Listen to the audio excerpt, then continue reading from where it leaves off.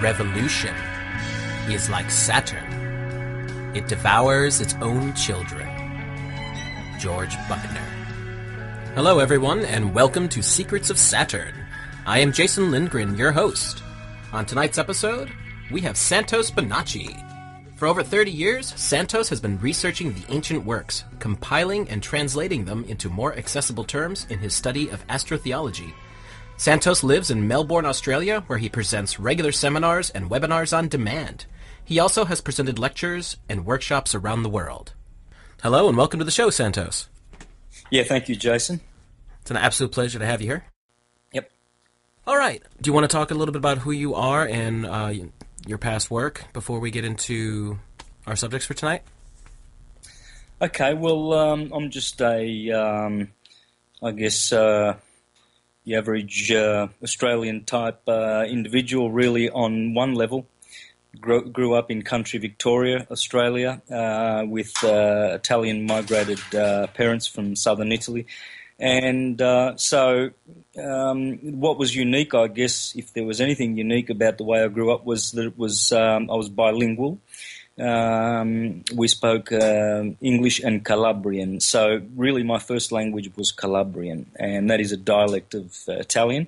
That was pretty unique. That sort of gave me the energies and dynamics of my life now. Language, the fact that I was understanding and speaking two languages was very important for me. And the other thing was my parents became Jehovah's Witnesses after I was baptized at the age of 2 as a Catholic. And that was very significant too, because it affected how I went to school. It affected how I grew up in terms of, you get a certain kind of a bent when your parents, teach you or bring you up in an institution or a certain way. So those two things were really significant. One gave me theology, one gave me languages. And I guess I've never really veered from that. I then started playing the guitar when I was about 8 or 9 or something like that, and I've always been a guitarist since. That gave me another dimension, which is music. Apart from that, I was never really that good at school. Probably good at English. I got good grades with English all the time. Not with mathematics. Nothing exceptional at all, except I was a good gymnast. Really, I'm not big at all in stature, but I'm pretty strong. I've always had great strength. I used to do gymnastics, somersaults, trampolining. So that was pretty good physically, but apart from that, nothing exceptional at all at school, man. I was really just struggling all the time. But I did have this theological bent. I had the linguistic thing and music. And I remember looking up the stars and really wanting to know the constellations. So I got myself a telescope. I was only, 11, 12. I begged my mother to get me this super-duper telescope. And so, all those things really stick out in my mind because they give you the sort of foundation for, where you go for the rest of your life, really. Anyway, so now I'm doing syncretism and, esoteric sciences. In fact, all sciences, not just esoteric sciences, whatever. Everything is unified and interrelated via the neutral syncretism. Syncretism is neutral. It's not a religion or theology. It's just the science of merging all things and showing the interrelatedness of all things. And so I know that we've got today's topic is, of course, Saturn. And, Saturn is a planet. Saturn is an archetype. It's in mythology, it's a god, a cruel god. In astrology, he's a greater malefic, which means a really naughty boy. He's not the Messiah. And Mars is a lesser benefic, but still a naughty boy. Both of those planets are of the archetype of Shiva from the west with the swastika, from the east with the swastika. Both of those planets. In fact, all of the planets really signify the cross. As Plato said, matter, the spirit in matter or mind in matter impressed itself in the form of a cross. This is why the cross is such a sacred symbol. It expresses the four elements: solid, liquid, gas, and radiance, as Plato would have said, earth, water, air, and fire. It expresses condition, and so the four conditions of our reality. Our body is a fourfold body in terms of elements. These are elements. And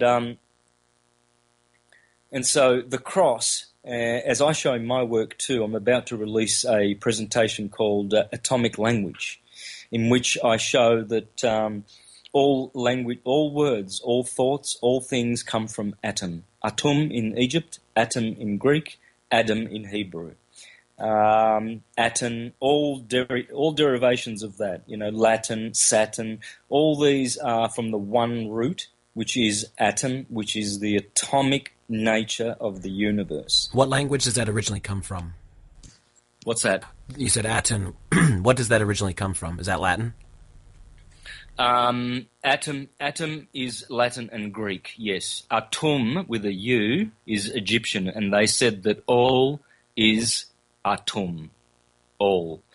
And so my presentation I'm about to release, called Atomic Language, has 250 PowerPoint pages of really dense research, and it's basically just supporting evidence of the fact that all is atom. All is atom. This is why we have anatomies. This is why we study etymology. It's all about the atom, and the atom is Adam, and Adam is the wave, the ecliptic, the sine wave. All secrets of creation are on the wave, as Walter Russell said. And that's what all my work is. It's all based on that. Everything I do is based on the wave and the ecliptic, and how you can learn, everything, simply everything through the ecliptic. And the ecliptic is atum. They are one and the same. And so this is, I thought I'd preface the information about Saturn with that, because Saturn is the chief of atum. In fact, Sat-10,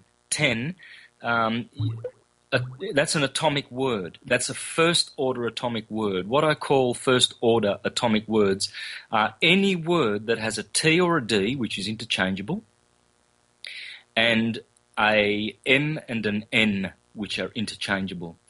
And they can be reversed in the mirror, they can be mixed up anagrams, and they can be backwards, but they must have a T or a D, or an M and an N. And all the vowels are included, because I think you'll get more of an understanding why by the time we finish this, and we will start from the focal point of Saturn for all of this, because it's the best place to start. He is the beginning of all things. Kronos, old man time. Whatever is born in time will perish in time. That's why he has the scythe in his hand, and he is the dude that visits you the night before you go. Not to make you scared, but to tell you that it's okay. You must leave incarnation through the rings of Saturn at the Tropic of Capricorn. He is the ruler of Capricorn, and that is the sign where souls exit. It's called the gateway of the gods. The gateway of men is in Cancer. Right now, we're in Cancer. Ramadan, Tammuz of the Jews, the month of fasting, mourning, because now the sun is waning, you see? Mm-hmm. And so you have to contemplate, you have to reflect, you have to stop eating, and instead of feasting, you have to be fasting, because this is where, inner contemplation teaches you that you are in contact with a superior source. In and up you go, not down and out, because then you will be down and out. That's why Jesus of the Sacred Heart is always pointing one to his heart and then one up to the heavens, because he's saying once you go in, the only true way to everlasting truth and everlasting life is inwardly, and not outwardly, and upward you go in quality to the superior place where we come from. So Saturn is this archetype of the old man, Okay, so the ancients said that he is the seventh heaven. Below that are the heavens of the other 6 planets and luminaries, and in this order, in the order of their rotation. So Saturn's 30 years, then Jupiter 12 years, then Mars 2 years, then the Sun, then Venus, then Mercury, then the Moon. So the Moon is actually the first sphere in which souls encounter on their way, their return back, and Saturn is the last. They're very interconnected. The Moon has a 29.45 day cycle. Saturn has a 29.45 year cycle. So one is the first, one is the last. That's, the alpha and the omega. So all those numbers line up like that? They're dead on like that? Yeah. When you do these planetary orders ordinarily, you can put Saturn first or the Moon. You can go down the ladder or up the ladder. Moon's down the bottom at the red chakra, the base chakra, okay? That's the red color. Moon, menstrual, bleeding, blood. She's the bleeder. And so she's red, and that's the color of the blood. And then the next one is the orbit in your body. This is the orbits. The next orbit is Mercury, then Venus. The heart is the sun in the middle. That's the heart chakra. Leo, the lion. That's the lion, and the toroidal fields, they all merge in the heart chakra. The most powerful vortices of magnetic energy are all centered in the heart. The others in the head, in Aries, the cerebrum, pineal gland rather, and the other one is the solar plexus. But the heart chakra, that's it, man. There's nothing like it. It's the core, the cur, the apple core. We are the apples of Apollo because we are solar beings. If you could see the magnetic auric field that we carry with us as we go, as animals can and others can see, you would see that we are suns. We are embryos of suns, as so are the planets. Now, above the heart chakra, the thymus, there is the throat chakra, that's blue. And then you've got your 2 head chakras, pineal gland and crown chakra, and they are purple, indigo, and violet. Above that is ultraviolet, can't see it, and below the red chakra is infrared, can't see that either. So those colors, 7 colors of the rainbow, 7 colors of your chakra system, etc., those are the planetary gods that are above us, above the earth. The first one is the Moon, and the last one is Saturn. And so Saturn is very, very important, very, very significant. He is Kronos, and he wears the crown. Now, this is very important you understand this, because when we go and discuss the sovereignty bit about the crown and these entities that turn up in your life at, for instance, in the hospital, where you are to sign a certificate of registration, and you put your children's sole of their feet on a piece of paper which specifically says crown copyright. Have you heard about selling your soul to the devil? You have, haven't you? Oh, yes. Yeah, well, that's where the journey begins. Because, see, the people who run that maritime business, the Holy See of the Vatican, they know what's going on. They're in the salvage business. Anything that is born in time is Timmy, time, tempo, kronos, Saturn. Anything that is born is in Satan's world. That's what it means. So I'm merging all philosophies here, man. So no one needs to get offended that I'm talking about astrology or Satan or the Mormons or anything. It's all pure neutral syncretism where all sciences are flatly merged and brought into a oneness. Now, I've noticed you're integrating many different, what would you call them, sects or philosophies, but it all makes sense. It all works with each other. Yeah, well, the mystic and the philosopher were required to know this. I mean, if you can't syncretize, well, then you're still dwelling in the land of opinion, sense, and a false knowing. Those are the 3 bottom chakras. Opinion, sense. These are 7 conditions of consciousness. The first condition is, the lowest is opinion, you see. And then sense, where you become more sensible and get common sense. And then knowledge. And then wisdom in the heart. and then intuition in the throat chakra, then theurgy, and then illumination in the crown chakra. This is all very important to connect the microcosm with this macrocosm, which is the planetary order of the world we live in. Now, these planets, see, the solar system is actually a solar cell. We live in a sphere. We do not live on a sphere. This is a Vatican corporate false prophet lie that has been going on since Copernicus, you see. Inside the sphere is the sun. The sun is the life giver. He is Adam. He is Atum. Santos, I have a question for you about the Vatican. Yep. How far up the ladder of hierarchy would you say before a member would really know and understand these things? Look, the common devotee, the common stock of these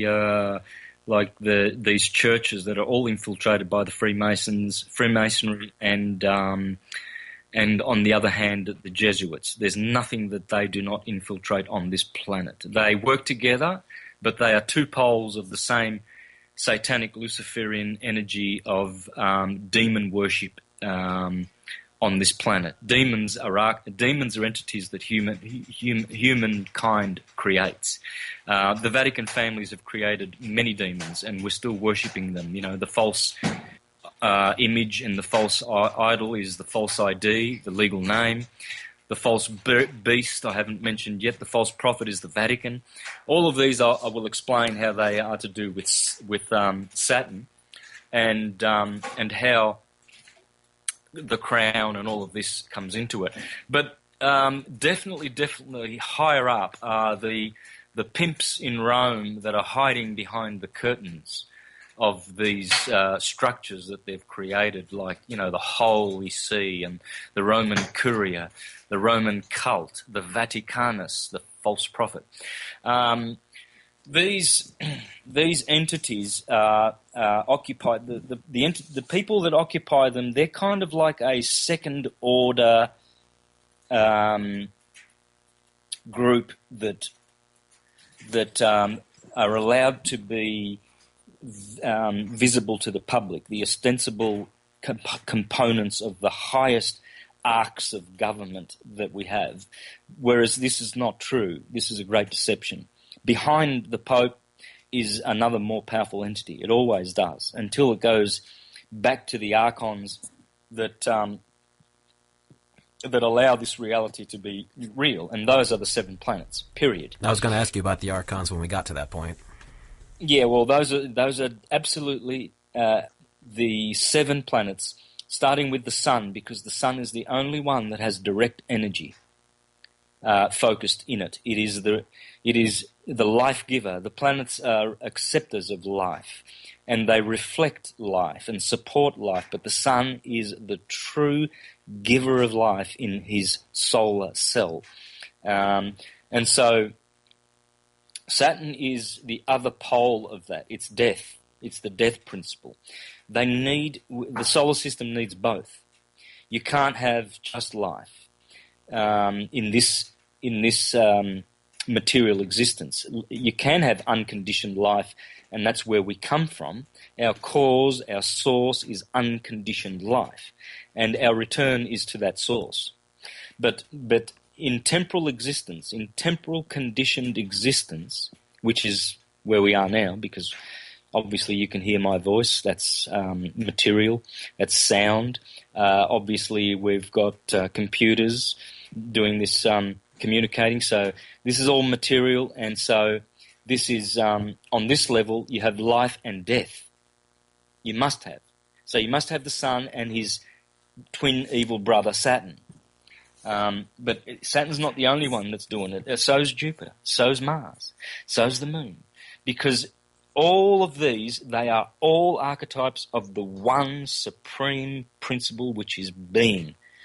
Being which transcends all conditioned living, including mind. And only the Neoplatonist and true Hermetists are the ones that accept this understanding that reality is beyond mind, beyond thought, beyond the rationale, beyond reasoning. These conditions cannot accept truth, and so in that level, you see, when folks talk about God and the Lord, they're mixing two things up. God is the eternal good, one of the principles from this being. Being precedes good, as good precedes beauty. But these are all incorporated in the one. They all come from the one principle archetype, being. And this is we the people, who we are. And so that's unconditioned everlasting, whereas we are now in the conditioned temporal. Temp, we heard that one before, haven't we? Mm-hmm. Tempo, time, Saturn, Kronos, Satan. So the guys that run the business of salvaging, i.e. vicar of Christ type dudes, popes and bishops and cardinals, they're all in the business of saving us, right? Come to Jesus, we will save you, we are the Pontifex Maximus. There's no salus extra ecclesia non est. In other words, no salvation shall there be outside of Mother Church Catholic. So what are they doing? They're saving us, because they couldn't exist if they didn't consider you to be a heretic, lost at sea, S-double-E. So the whole foundation of time and Saturnian worship, and the crown and kings wearing crowns and bar members, selling their souls to Kronos, the crown, and playing this masquerade of the legal name business. It's just a mercenary merchandise commercial system of enslavement from Rome, and everybody's quite subscribed to it and happy and believe that it's law and lawful and all good. And does that go all the way back to the Roman Empire? Absolutely, 100%, man. This is what the Jewish revolt was all about. They didn't want a legal name. They didn't want to be registered. But Augustus the Caesars started this registration of the legal name, you've got to register your name. Regis is not a record, you see. They destroyed the recording, the recording of births in nations, and they created the registration of births in countries. These are all legal fictional entities that they created, demons. And so what they're doing now is they're registering their business name. It's crown property. You have really truly no right at all to use it, and that's the only thing that they've got over us. In that, that we're using that name and not knowing that it is selling your soul to the devil. Does this relate to the corporate identity with the letters all in capitals? Yeah, it does. Yeah, that's the Capitis Maxima. There's three kinds of name. There's Capitis Maxima, Capitis Media, and Capitis Diminutia. So... No, I think I've said that wrong. But yeah, Maxima is all caps, okay? It's like the same name that you see on your coffins, okay? All capital, because caputus means head off, dead. Capital, caput. Capital offense. Yeah, and so these guys are actually working with dead fictional names, and that's why they summons you to court, because you can only summons the dead. And so this is how government becomes a covenant. The bar are a coven. They are a coven of witches and a den of thieves, and they are virtually the money changers that were condemned. There's only two entities that were condemned in the Christian Greek scriptures by Jesus, the archetype and mystical hero, and they are money changers and lawyers. And so, but they are Saturnian. Now, see, when we start seeing reality from a dualistic plane, and we're very judgmental and we condemn them for being evil, that's fine, but many, many times their evil acts have actually resulted in good. because, they may have put someone in prison because they're going to make money on the prison bonds. Of course, those are the most valued bonds on the market now, prison bonds. That's why prisons, they're building more and more prisons, because rich folk know how to make a lot of money out of the prison bonds, you see. But some of those guys that get incarcerated come out better because they were better. Others don't, but the point is that we've got two things going on, okay? We've always got two things going on. It's good and evil on this plane. It's a conditioned temporal plane, and here we are, so we have to deal with it. But once we go beyond that to the unconditioned everlasting, which is our true nature, then we don't. The judgment matters not. The illusion is all unfolded, and the experience is gained, and we bring that home, and we become better when we return, just like Ulysses was better when he returned to Penelope and regained his status in the higher mind as having saved, his higher self. So Saturn, whilst, many people connect so many evils to him, so the greatest of all good comes from Saturn, old man time, our father, our grandfather, because he's the one that will honestly and truthfully release us into the true higher planes outside this octave of suffering. And this octave of suffering is basically the world of lumen, which is mundane light. And those are the 7 colours of the rainbow. And that's why we have 7 chakras in that colour. And so as we ascend the 7 consciousness levels from opinion to illumination, and we go from the red to the violet. See, red is always associated with fear, anger, red anger. Oh, I'm red hot, and it's got a long vibration, so it actually is truly, inclined to induce fearful states. Whereas that purple or violet, which is the highest frequency that we can see before white light, or before anything ultraviolet. That one there is known to heal exceedingly, and also the green of the heart chakra. And so, we see the order of the cosmos in our chakra system. Red down below in hell. In the middle you have the Midgard, which is the green chakra. That's associated with the green earth that man stands upon. Hence, it's the middle garden. But man is always looking with his head upward, as the animals cannot, because they have a horizontal spine. And so, as we look upward, we see a blue sky, hence the blue throat chakra above the green heart chakra. And that sky, that is the portal, that blue colour, that sky, that represents heaven, into the head, which is high heaven. Anything heaved up or high up is called heaven, heaved. And so, and that is and there are 2 astrological signs in the head. Aries the first at the top, which corresponds with the cerebrum, and Taurus the bull, which corresponds with the lower brain, the cerebellum. And then all the other signs go down the body from Gemini, Cancer, Leo in the heart, all the way down to Pisces, the 2 feet. And this is the temple and of old man time, of Saturn or Aten or Adam, the ecliptic. And it's all about how they rule the ecliptic. Is they are the rulers of the ecliptic because they are forever travelling and wandering on the ecliptic.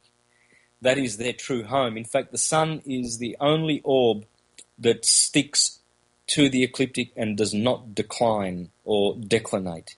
It can only right ascend. So astronomers teach you that, if you're on, say, Google Sky, you need to put in the coordinates, and you don't have latitude and longitude up in the sky. You've got right ascension for your longitude, and your latitude is declination. So the sun is never suffering of any kind of declination. He is the true right ascender, Ra, of meridian, Ram. And right ascension of meridian, Ram, always begins in 0 degrees Aries, the Ram. And so that's how astronomy, you see, it syncretizes with astrology. All the sciences do. And so Saturn's role, Saturn does not, he declines, you see. And he's always either, positive in declination, plus above the equatorial ecliptic of the sun. It's just an imaginary line up there in the belt of the zodiac, which is 18 degrees wide and in segments of 30 degrees. And so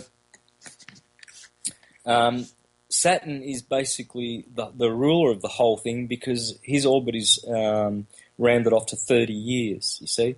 So there are 30 degrees in each sign, and Jupiter's orbit is 12 years, and there are 12 signs. So all of these numbers and these planets and these archetypes, they are all interrelated. And as Plato said, all is made by the power of number. Numbers. All the gods, all the archetypes are numerical, sacred, geometrical forms and conditions of the one everlasting unconditioned. The everlasting unconditioned, the infinite of infinites, is always producing infinites from its infinite, power source. And so they are, this is why there's so much confusion in theology, but it's simple. It's so simple. You either see the God as a unit, which it is. That's the supreme principle and archetype, and then you see it in its diffusions as the demigod, the mind god, because mind is a condition. As Plato said, mind is it's the root of division in the universe. Mind. So you've got this one and you've got this two. One is being, atum, and two is mind, which is the firstborn of being, the Son of God. And this is virtually the only, and all the names of gods come from that one, from the second God, from mind God, conditioned God, the creator, the demiurgos, creator of solar systems, creator of everything that is molded and formed, the potters of Memphis, the archons, the Elohim, and they all descend from this supreme being archetype, you see. And so, but the confusion there is in the names of the dualistic part of reality. You see, Plato called it duality in unity. That's what's going on. And so it's very, very simple. All the philosophers, all the theologians, mystics, all of them spoke of this one and two phenomena, and one and two make up 12. You see, that's why 12 is root 12 is the true system of this universe. The reason why Tesla said the secret of creation lies in the number 3, 6, and 9, he forgot to add 12, which is the last and final key number to his cipher. But he was very smart. He was hiding it quite well. But if he had have added the 12, then we would have understand that all multiples of 12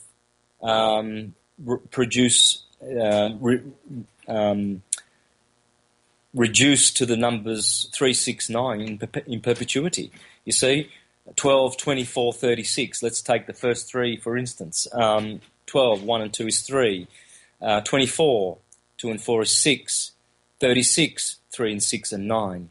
And then, of course, after that, you start again. 48, 4 and 8, 12, which is 1 and 2. So you need to take your pick. Are we going to call it 12 or are we going to call it 3? Well, Tesla, he knew what he was doing. It's 369, 369 forever, in root 12. That's why we have 12 signs of the zodiac, 12 labours that we are here to perform, 12 systems that make up the body, 12 cranial nerves, 12 petals in the heart chakra, 12 nerve plexuses in the solar plexus, the third chakra. Is this why symbolically that gets used, like Jesus and the 12 disciples, for instance? Yeah, well, look at the name Jesus. It's not Yeshua. Jesus is a Roman compromise of Jupiter Zeus. You know, the Latin Jupiter and the Greek Zeus, and then they reduced it to Jesus. So his orbit is 12 years. Of course he has 12 disciples and 12 apostles, because that's the name of those signs of the zodiac. They're posts, and Jupiter is the key ruler in that of 12, in 12ness. Jupiter is perfection of 12, of mind, and he spends a year in each sign, you see. So this is a perfected being, a perfected God. These are gods. Zeus is a god, man. You know, when you see that spark of light in the heavens and you call that a star or a planet or whatever you want to call it, that is a focal center of consciousness of that particular archangel called Ariel, Jupiter. And Saturn is Cassiel, and Mars is Samael, and the sun is Michael, and the moon is Gabriel, and Mercury is Raphael. You see, and these are beings. So when people, for instance, there's a lot of news getting around about the moon wave that's been photographed, filmed. Saturn's rings are changing. Jupiter's composition's changing. We've now got photos of Pluto, blah, blah, blah. All of this, all we're doing is we are puny little beings that have very, very poor vision. We can only see in that very, very thin sliver of the visual lights of the light spectrum, which is infinite, and we think, you know, oh, that's just a planet, you know, and it reflects light, blah blah blah. It's got hydrogen, and Jupiter is just a hydrogen helium gas giant. Same with Saturn. Same with the Sun. Mars is also a gas giant. Venus is. Look, they are all parts. Only some parts of the body of the God that they are. And they are gods. And we are God. See, as I said, everything is God's that goes back to the one God. And that's basically the root of existence. This God, this eternal good. As the Neoplatonists said, they are one and the same, interchangeable. And so, and Saturn is the prototype of all of them. He is the chief supreme prototype in the physical world. Everything beyond the physical world he has no dominion over, and that is in the realm of his father Uranus. Uranus means the heavens, and Uranus is the ruler of the eighth sphere. Saturn is, of course, the Shiva, the seventh. He is the seventh Sabbath planet. Saturn day, the Sabbath. Sunday is the first day, but they're always together, you see, on the weekends, Saturn and Sun, Saturn day and Sunday. This is very peculiar with these two brothers, these two twins, Horus and Set, sunrise and sunset. One is daylight, one is darkness, one is direct energy, one is reflected energy, see. But the fact is this, that Saturn's light is that ultraviolet. It's that violet light. That's the light of Saturn. That's the true light of Saturn on the evolutionary arc of our our spiritual evolution. But on the involution arc, Saturn's light is the red light, and so he gives us a vice rather than a virtue. But what we have to do. See, souls descending through Saturn's rings receive the vestments of those planets. You see, Saturn gives you prudence, Jupiter reason and rationale, Mars will, the Sun divine will, Venus gives you sensual nature and love. Mercury also communication, and the moon imagination, and then the Earth gives us this vestment called the physical body. All the minerals that we have basically are hers, and we have to give those back, leave them in the tomb before we depart. But the thing about this solar system is that these 7 archons, these 7 archetypes, we have to be able to escape their force, which is pushing downwards, and they are also pulling upwards. There's no mistake about that. They are our enemies and they are our friends. Beyond their realm, once we lose the bodies, beyond their realm, then there's no enemies and there's no friends. There's just being. You see, so it's a playful world, man. It's and Saturn is the supreme archetype of how it works. It's all about temporal conditioned existence. And the mind that we have that comes from these 7, Snow White and the 7 Dwarfs, or Little Red Riding Hood, whichever nursery rhyme you want to apply, it will always supremely end up in the sun. The sun is, again, as I said, on another level, he's also the supreme one. They are both saviors. They are true Lucifers. Lucifer means light bearers. The light that Saturn brings is an interior light, which is also connected to the infinite and intuition. This is why, again, it really complicates the matter of Saturn, the discussion of Saturn. It is the most removed of polarities within that archetype. Saturn is just so dramatically dualistic, it's not funny. And so this is where people get really complicated in their beliefs. You see, anyone who's a Satanist is basically someone who has a good Saturnian energy about them. Anyone who is a sinner, well, sinner is the moon. Sin is the ancient name in Chaldea for the moon. Mm-hmm. So, you see, these are derogatory names that we carry through us, and we learn from church and from our colloquialisms and idiosyncrasies. That heretics, sinners, Satanists, witches, these all come from the orbs. You see, and the most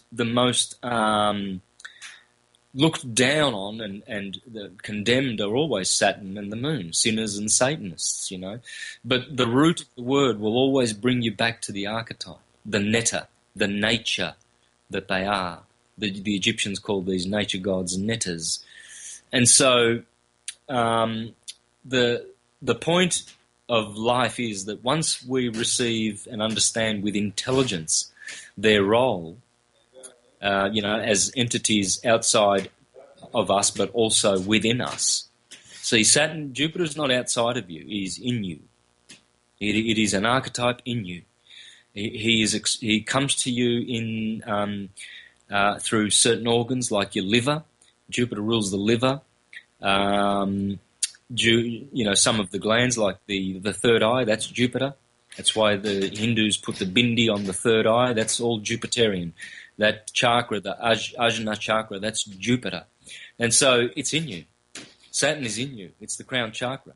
It's your spleen. It's your bones.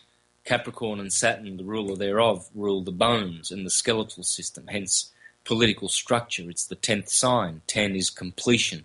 So human completion. We have 10 fingers. We have, and 10 is another word of, it's just Aten, Saturn. Again, everything goes back to these atomic words. And so, 10 is,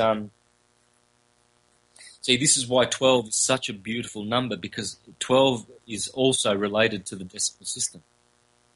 And people don't realize that. When you go down the multiples of 12, 24, 36, like we did before, and we discovered 369 in perpetuity, there is also 24680, 24680, 24680 in perpetuity.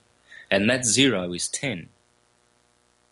So 12 has got this incredible ability to be so flexible. It is the root of the universe. It truly is, together with the numbers 3 and 6 and 9. But 9 is peculiar because multiples of 9 will always give you 9. 9, 18, 27.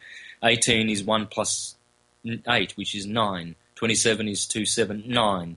So, but the others will always go back to these key processional universal numbers, which are all pivoting around 12. 12 is, in 12 you have 4 triads. The first triad, 1 to 3, is positive. Those numbers are positive numbers. 4 to 6, they are negative. 7 to 9 are neutral, and 10 to 12 are transitory numbers. That's why Tesla's cipher is so clever, because he only dealt with positive, negative, and neutral. You don't have to explain transitory. That is part of the cycle, which is a resting part of the cycle. It's the true rest of every cycle. And so the astrological science teaches us this, because we have 4 seasons. Spring, which is the beginning of all activity, the blossom, the fruit begins. Summer, the harvest. Autumn, the fall, and then winter is the true transitional period. So spring is positive, summer is negative, autumn is neutral, and winter is transitory. Those are the 4 conditions. And along ecliptics, that's all you will get. Whether you're studying a photon or whether you're studying a galaxy, you will only get this 4 parts of the cycle, and that's the cross.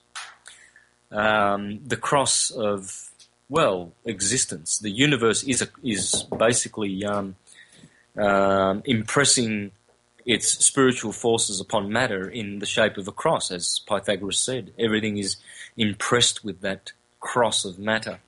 And of course, the cross of all crosses is Saturn's. The Japanese and Chinese figure, glyph or kanji, for Saturn is basically just the Latin cross with a horizontal floor on it, pedestal to stand on. So when you look at that Latin cross, the shape of the human torso, just standing erect with arms outstretched horizontally, that is the kanji in China and Japan for Saturn. Do-sei is his name, and it's also the kanji for Earth. Well, I wonder why. Why would the cross, the Latin cross, standing on a pedestal, be the kanji for both of Saturn and the Earth? Well, because Saturn's archetype is, his power is coagulating. It makes bones and muscle, and he is the artisan on the loom, making, putting flesh on bones and tissue and blood and the representation of the physical. Exactly, he is the foundation of it. That's why the cross is the symbol of earth in kanji, in their beautiful Chinese characters. And so when you look at the astrological glyph for Saturn, you will also see the same cross. It's exactly the same, except in the Eastern system they have a flat line, whereas in the West we have a little squiggle, just like a scythe. Mm-hmm. So at the bottom of the cross, you will see the scythe of Saturn. In other words, he is life through the 4 elements, but he is also the scythe that beheads, or decapitatus, the life. And so that scythe is very, very significant. It is a great symbol. It's a very evocative, esoteric symbol of the Saturnian energy. Now, the elite at Rome and the cardinals, who are the most evil of all the entities on the physical plane and are the Earth's, are half of Earth's causal suffering, together with the dark satellite, which is the animal chakra of the earth, these two halves of evil and cause all sorts of suffering and extinguish all kinds of truth the moment it blossoms from the mouths of its prophets here on earth. They are the persecutors of it. And these entities here, they harvest the negative side of Saturn's energy. They don't care for the beautiful side. They don't care for the greatness of Saturnian energy which saves.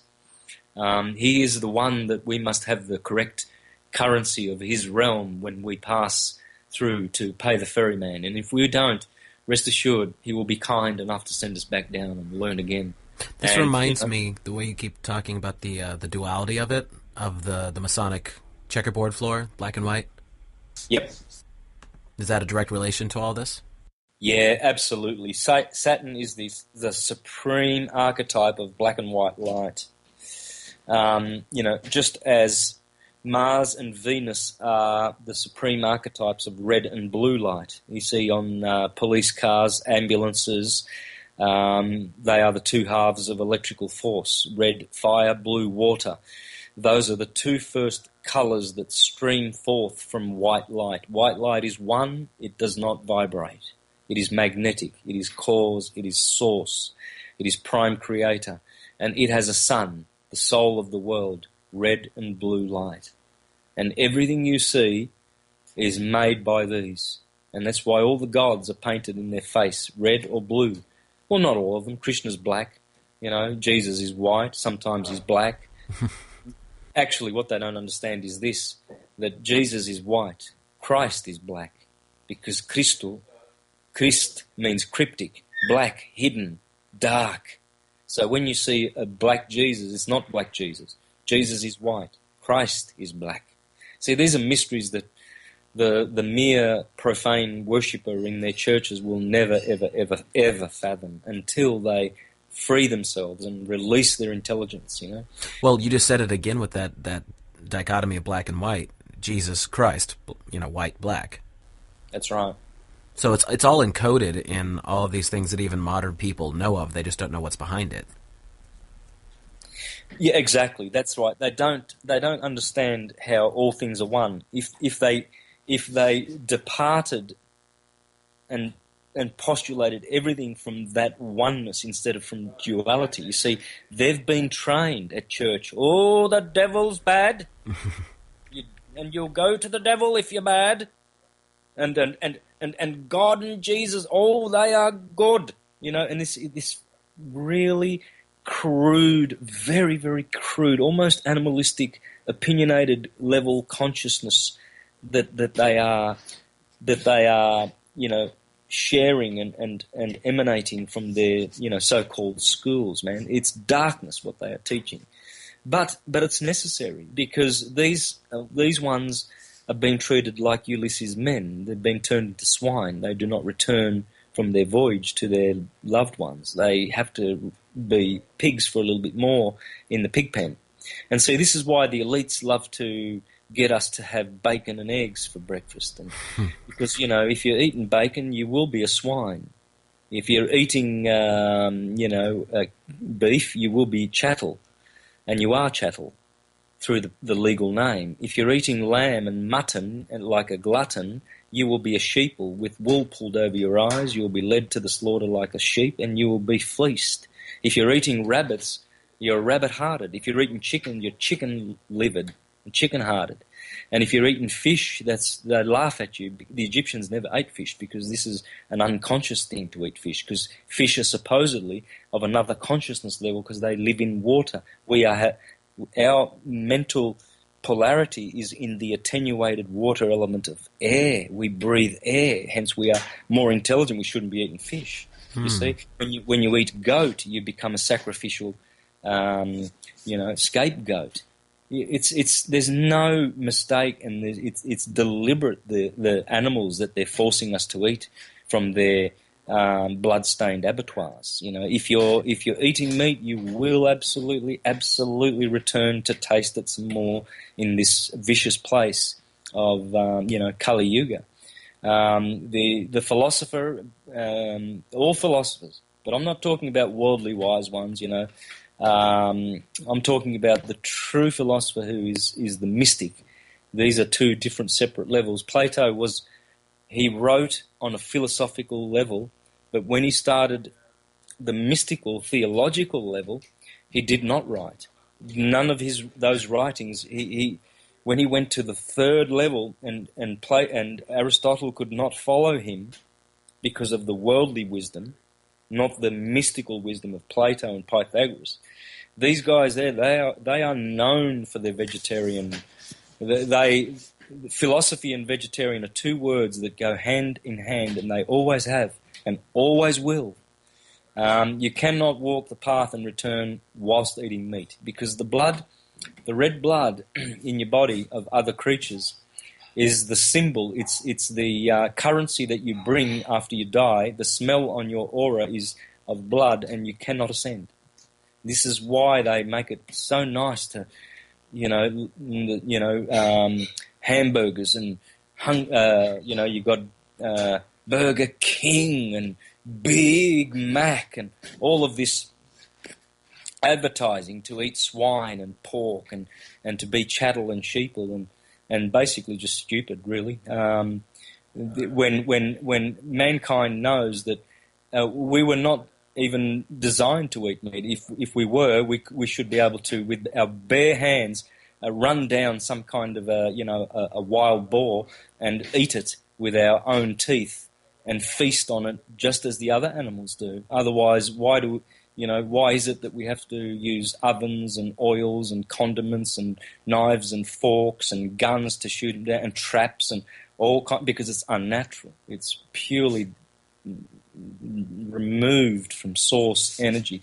And so it's things like this. Now, this is not with condemnation to people who are eating meat. This is a blessing to them, to show them that what they truly, every time they eat a morsel of meat, they know in their heart of hearts that they shouldn't be. So this is to remind them that their future is going to be brighter, because they will stop this one day. And then they will learn how to, go back through the vegetarian path, which is that does not have blood. And so when the soul is released from matter, it's, all its vibration, its smell, it's clean. It doesn't have blood guilt. It's not tainted. And so it will ascend. It's like, evaporation. As the sun pulls water into the heavens, so does it pull souls.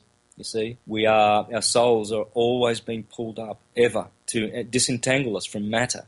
And the sun, the life giver, is the chief principal agent in the solar system that is doing this. It is the true saviour of mankind. And Saturn, they all are.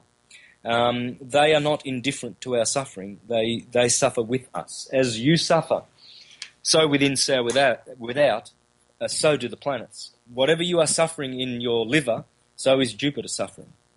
The planets are not free from suffering, because they exist in a conditioned temporal world. Hence, it implies suffering. It includes suffering. It incorporates suffering. Anything incorporated or embodied, has to have a measure of suffering, unless, of course, there are physical worlds where there is no suffering. But these are at the other end. These are highly, highly attenuated, and basically those realms we will experience when we prove that we will not abuse the power and the glory that comes with it. And so, as we are faithful in small things, so we shall be faithful in large things. So, it really is time for us to step up and be sovereign, be a priest and a king, a sovereign and a spiritualist. And the sovereignty part of this is very necessary too, because Saturn works in such a way. He is the ruler of temporal time, temporal conditioned spatial existence. He is the ruler of it, of all of it. Not just in our solar system, but his archetype outside of our solar system. Saturn is everywhere imbued in the universe, everywhere imbued in your body. Your body is living and breathing grace to Saturn. If Saturn didn't exist and fragmented, your bones would dematerialize. He is the cause of your bones being so beautifully strong. And, he's such a highly attenuated, attuned planet that he's the only one that shows his rings. All the others are wobbling. Saturn does not wobble. He's perfectly straight, and that's why we can see his rings. Jupiter's rings are way bigger than Saturn's, but we can't see them because he's not vibrating on his true vibration. He's suffering. You see, so would the planets change as we change? For instance, if humanity, how should I word this? If humanity started, yes, yes, I think you know where I'm going with that. Yes, 100%.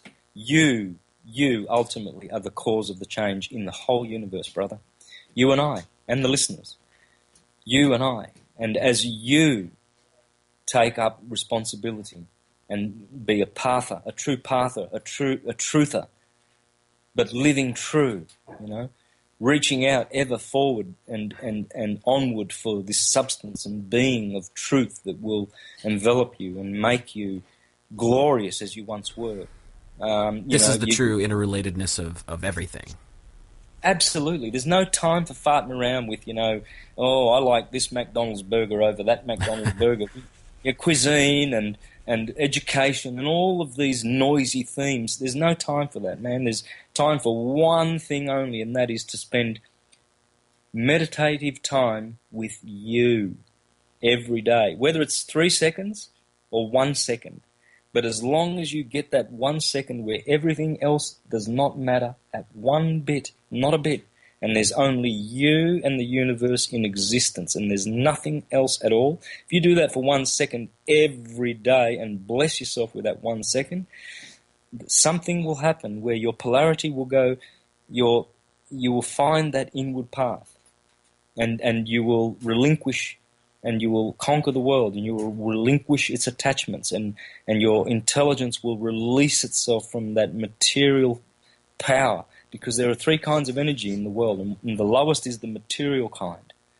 The highest is the solar kind, direct energy, and the second kind is reflective, which is planetary. So what we're doing is we are actually releasing ourselves from the planetary reflective energy, and we are becoming solar heroes. And we do that together with Saturn. You don't exclude Saturnian energy here. We are like Hercules. We become solar heroes, and we rise above the planetary mental and emotional conditions that they have given us. And each one of us are conditioned differently. We're all tuned like an instrument, and you can only know that tuning when you know the astrological birth chart. And in the tropical system, which is the Western Egyptian Hermetic tropical astrology, which is in all its facets 100% truthful and accurate, whereas all other systems are not. They're accurate because they're all languages. They're just languages of electricity and electrical force. But only tropical, because tropical is based on the ecliptic, and the true astrological constellations exist on the ecliptic. They are all 30 degrees long. But when you look at the sky, you'll find Aries is only about 19 degrees long, Virgo's about 46, Leo's whatever. They're not all 30 degrees, indicating that the precessional slippage is another phenomena which Eastern, Jyotish, Vedic and Indian Hindu astrology is based on, precessional slippage. So the difference is this. One is astronomical and one is astrological. The tropical Western system is astrological. The sidereal, not the tropical, so because the Eastern system is sidereal, based on the slippage, whereas the Western system is not. It's based on the ecliptic, and that's all I teach, ecliptics. So when you go to the sidereal Jyotish Eastern system, and you go to your astronomical, like Google Sky and all of this, and all of your astronomical applications on your smartphones and computers, they are all astronomical, unless you go into an astrological site, and that will show you where the planets are on the ecliptic, whereas your astronomical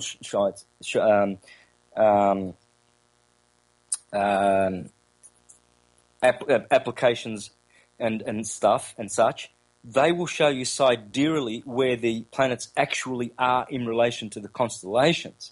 So you'll see a little bit of a discrepancy there, and see now both of them are not wrong. It's just that tropical astrology is the true system. Sidereal astrology has influence too, because the planets are truly conjunct with those constellations. So they are both directing an energy, through channeling each other's energy, because they are physically, when you look at the sidereal system, you can see that perhaps, like for instance, the sun sidereally is not in Cancer, but we're in the sign of Cancer now in the West, in the Western system. Astrologically, we say, it's the 18th of June, and we're in the sign of Cancer. Whereas in the Hindu system, you see it's the planets they're really back in Gemini. You see, so this discrepancy is what needs to be surmounted and needs to be syncretized. And I have syncretized this and explained this. The tropical system is the primary system. The energies of astrology come through the primary center of the sun on the ecliptic, and the planets, but on the ecliptic. And they are channeled through those segments of constellations which are all 30 degrees on the ecliptic. The secondary force of the planets lining up sidereally through the signs, that is a secondary influence. And it's there, but it is nowhere near as strong as the tropical system. It is the primary system and the true theology. Astrology is actually the true theology. And all of your, astrologers and mystics and philosophers, they all agree. The same archetypes turn up, and they are always the same. They are the only ones. They are the ones. And they exist in all things. Their essences are perceived intelligibly and intellectually. We can conceive them intelligibly, and we can rationalize on them and understand them intellectually. The intellectual gods we can understand. The intelligible God we can't, because it is inconceivably transcendent, and it's conceptual, really. That's the most that we can muster up in this position and in this condition that we are in. So, but they all agree, all the mystics and all of them, that these are the forces that we are dealing with. They are electrical forces. They come from the positive red and the negative blue, and they are all proceeding from these certain archetypal vibrations or beings. Truth is a being. It's not a word. It's a being.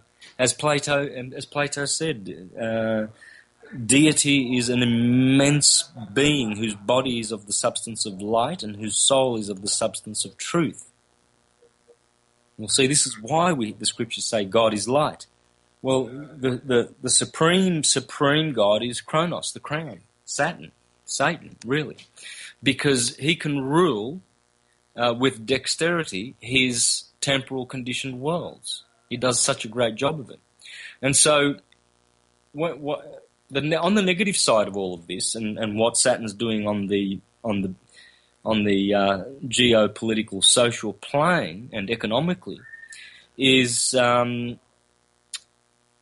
just very significant. On the one hand, on the evil side, you've got the elites harvesting the bad energy through the bar.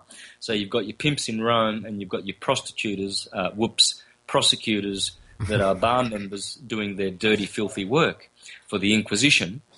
And the archetypes, the entities that they're using, the demons and egregores that they have created, these Vatican families, go back to Babylon, and they laugh at us because these archetypes are, jokingly given nicknames in the Book of Revelation, for instance, like the false prophet, the harlot. These are so easy to understand, They are there. As I said, the false image or the false idol that we bow down to is the false ID, your all caps name. Capitis diminutia maxima. That's it. I forgot when I said it wrong last time. It's capitis diminutia maxima, capitis diminutia media, and capitis diminutia minima, or something like that. But anyway, that's all caps is maximum. This is a false ID, and people are doing most of their transactions through that. The harlot is maritime law, because the harlot sits on many waters. Well, maritime law is the law, the commercial code of waters. And the beast with 7 heads that comes out of the sea of humanity, basically that is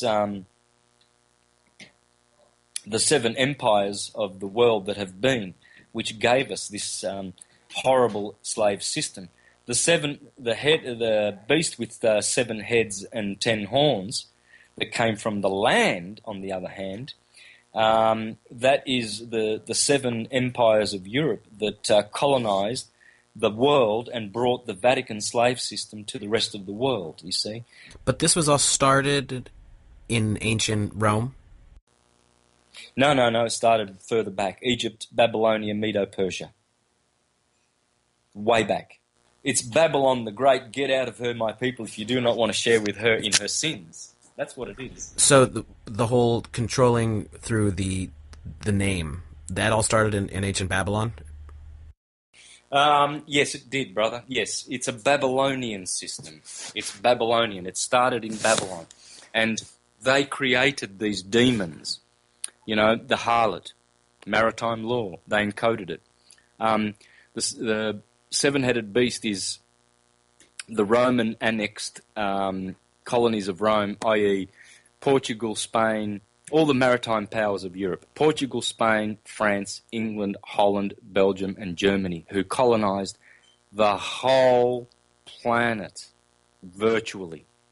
Those 7 empires, they come from the land, and they represent the beast which had 7 heads, which comes from the water, maritime, Rome, because Rome is the maritime, she is the harlot who sits on all the waters.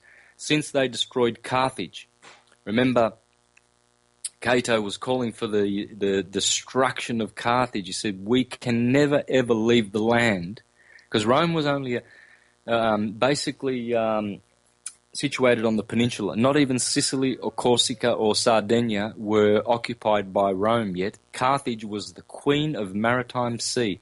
She was dealing in Babylonian and Phoenician law, and she was the queen of the sea. So 200 BCE or 250 BCE, when they destroyed Carthage, Rome then took over Sicily, Sardinia, Corsica, North Africa, Spain, southern France, and she started her maritime empire. Venice, the Venetians, i.e. Phoenicians, Pisa, the Piso family, one of the most powerful Roman aristocratic families that's behind this pimpocracy we live in. There's many of these families, and they are the pimps. It's a pimpocracy, and they harvest Saturnian negative energy because it's the most powerful. It's the crown. They know that the salvage business is legitimate because people don't know who they are. So if you're going to rock up, the policeman's going to say, what's your name? And you give them a legal name, which is crown copyrighted. Well then, hey man, you need to be harvested by Saturn and the crown and all that copyright bullshit. And because you willingly gave yourself to them. Absolutely. I mean, if you are God, you don't give yourself to any legal name that's owned by any crown. Now, the implication here sounds like this New World Order, or whatever you want to call it, is really the old world order that they started in ancient times, basically. Yeah, look, there's no separation between New World and Old World or any of that. There only is astrologically. So the old, but they merge into one another. There's no difference, brother. There's the New World Order is supposedly an allusion to America, the New Jerusalem, and that's why the Vatican severely caused harm to America and its republic and its constitution and its law and its true government, national government, by in the war of independence and the Civil War. These are all Vatican generated wars from the banksters of Switzerland, and when they incorporated Washington DC, that was the and in 1913 the Federal Reserve Act, and then in 1933 the bankruptcy. These were all the crowning achievements of the New World Order. This is Rome at its best.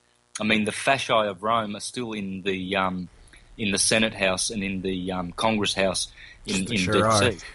Yeah. So Rome. The New World Order is just, an extension. One beast comes from another beast. The beast from the land comes from the beast that comes from the sea, blah, blah, blah. And the false prophet, they're all the same. You have to have a false prophet. That's the Vatican. Vatican means false prophet. Can comes from Cohen, which is a Jewish word for priest, or diviner, or someone who prophesies. So to con someone, con artists. Eventually, they were called con artists, the conners. Mm-hmm. This is why we have a words carnival again. It's all priestly stuff. Okay, and so doesn't Catholic mean universal? Catholic means universal. Absolutely. So wouldn't that mean they're the universal con men? Absolutely, Vati-con men. Yes. And Vati means serpent. So Vatican means divining serpent or false prophet.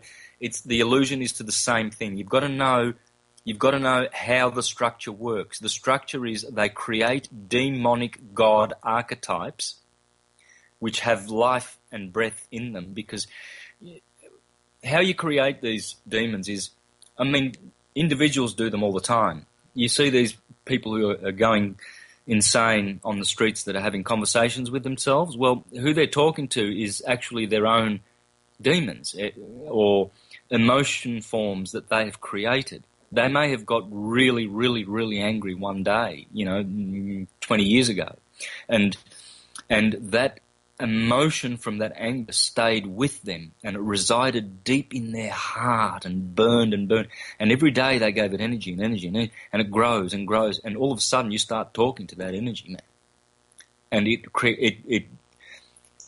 builds a life of its own. Well, when congregations or covenant, the bar, when they get together and form secret societies, you can rest assured what they are doing.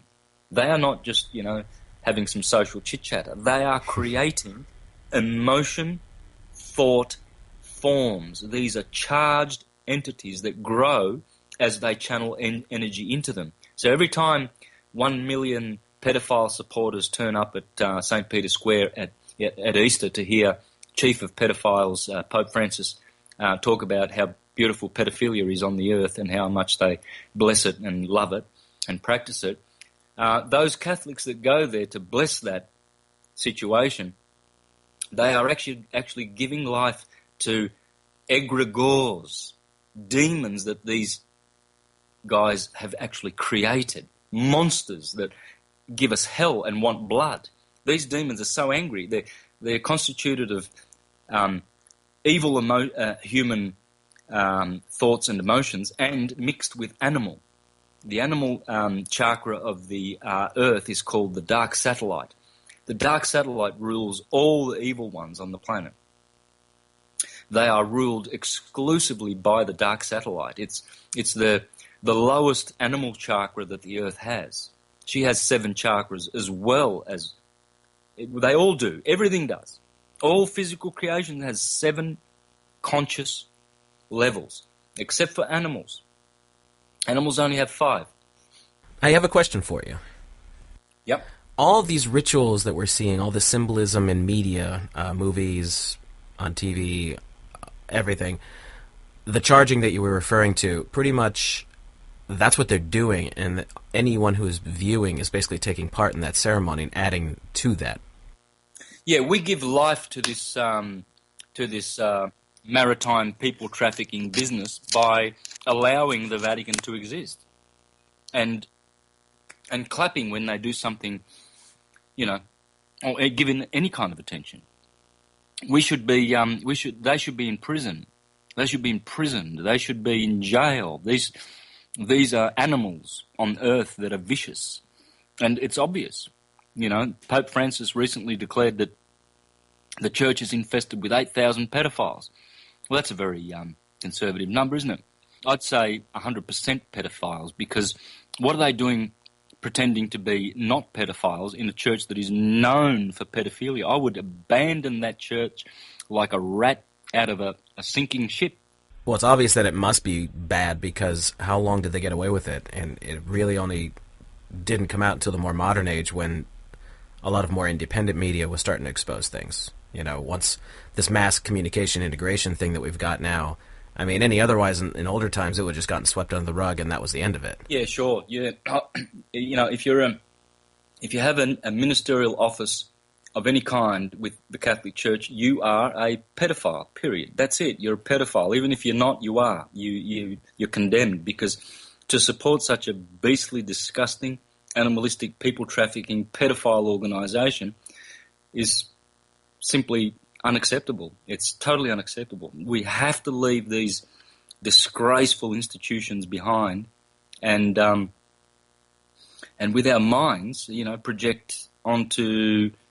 If we need to sort of reconstitute these institutions, I don't think we do. I think we should just turn our backs on all of them and just turn our hearts inwardly and upwardly, and to a superior source and an interior truth, and we will be guided forever and ever and ever. And as long as more of this kind of people awaken and come together, there shouldn't be any problem. We should absolutely be able to rid ourselves of this pestilence, of this pimpocracy that has infested our planet. And we must address the pimps and the prostitutes, the bar and the Vatican and their corpses. See, the beast with 7 heads, the Vatican was able to conquer all these heretical lands and steal land off the Australian Aborigines and American indigenous people and plant their corporations on their land, hence maritime sea, because you can't bring law of the land to a land that you've stolen. You can only bring... I mean, the English didn't bring any common law to America because the common law is from England. It is English. Or, it's not necessarily common law, but all of its land laws and things like that. America does not belong to England or any white man. It belongs to the indigenous people. So whatever kind of law they pretend to practice there is a farce, unless everyone is absolutely 100% blessed by the indigenous people and consenting, and adult and consenting. That's it. Otherwise, it's a farce. So Rome did this annexing of the world through 7 corpses, beasts. A beast with 7 heads. Portugal, Spain, England, France, Belgium, Germany, and Holland. 7 annexations of Rome that Rome controls. They are corporations of Rome. They all are. All roads lead to Rome, period. All of them. As all words lead to Atum. Rome is the ruler of the world. There's no other rival. And so, and through this slave system of the false prophet that we all bow down and worship to, the legal name. It's a false ID, or the false idol. And so the 10 horns, 7 heads and 10 horns. The 10 horns are the 10 monarchies of these countries. Some have been extinguished, like the Merovingians, And, this was done deliberately. Rome controls which royal families survive and which don't. It's all done by agreement. The Windsors are allowed to because London is the second direct structure from Rome, and DC is the third. They are the Father, the Son, and the Holy Spirit. London is the son of Rome. Babylonian. And and they harvest and salvage souls that are lost at sea, S-E-A. Rome, those that are lost at sea, S-E-E. In the States, in DC, they salvage belligerents and hostiles and other kinds of, non-competous mentis individuals lost at sea. The way it seems to work with the three of them that I've noticed is the Vatican is the spiritual control, the city-state of London would be the financial control, and Washington, D.C., District of Columbia, is the physical or militaristic control. Yep. Spot on. 100%. And they're all individual, if I understand this correctly. They are city-states of their own. They're not part of the lands that they reside in. They're their own independent entities, aren't they? Yes. They're Roman elite, pimp family owned. Absolute pimps. Which should tell you a lot right there. Yeah, for sure. It's pimpocracy.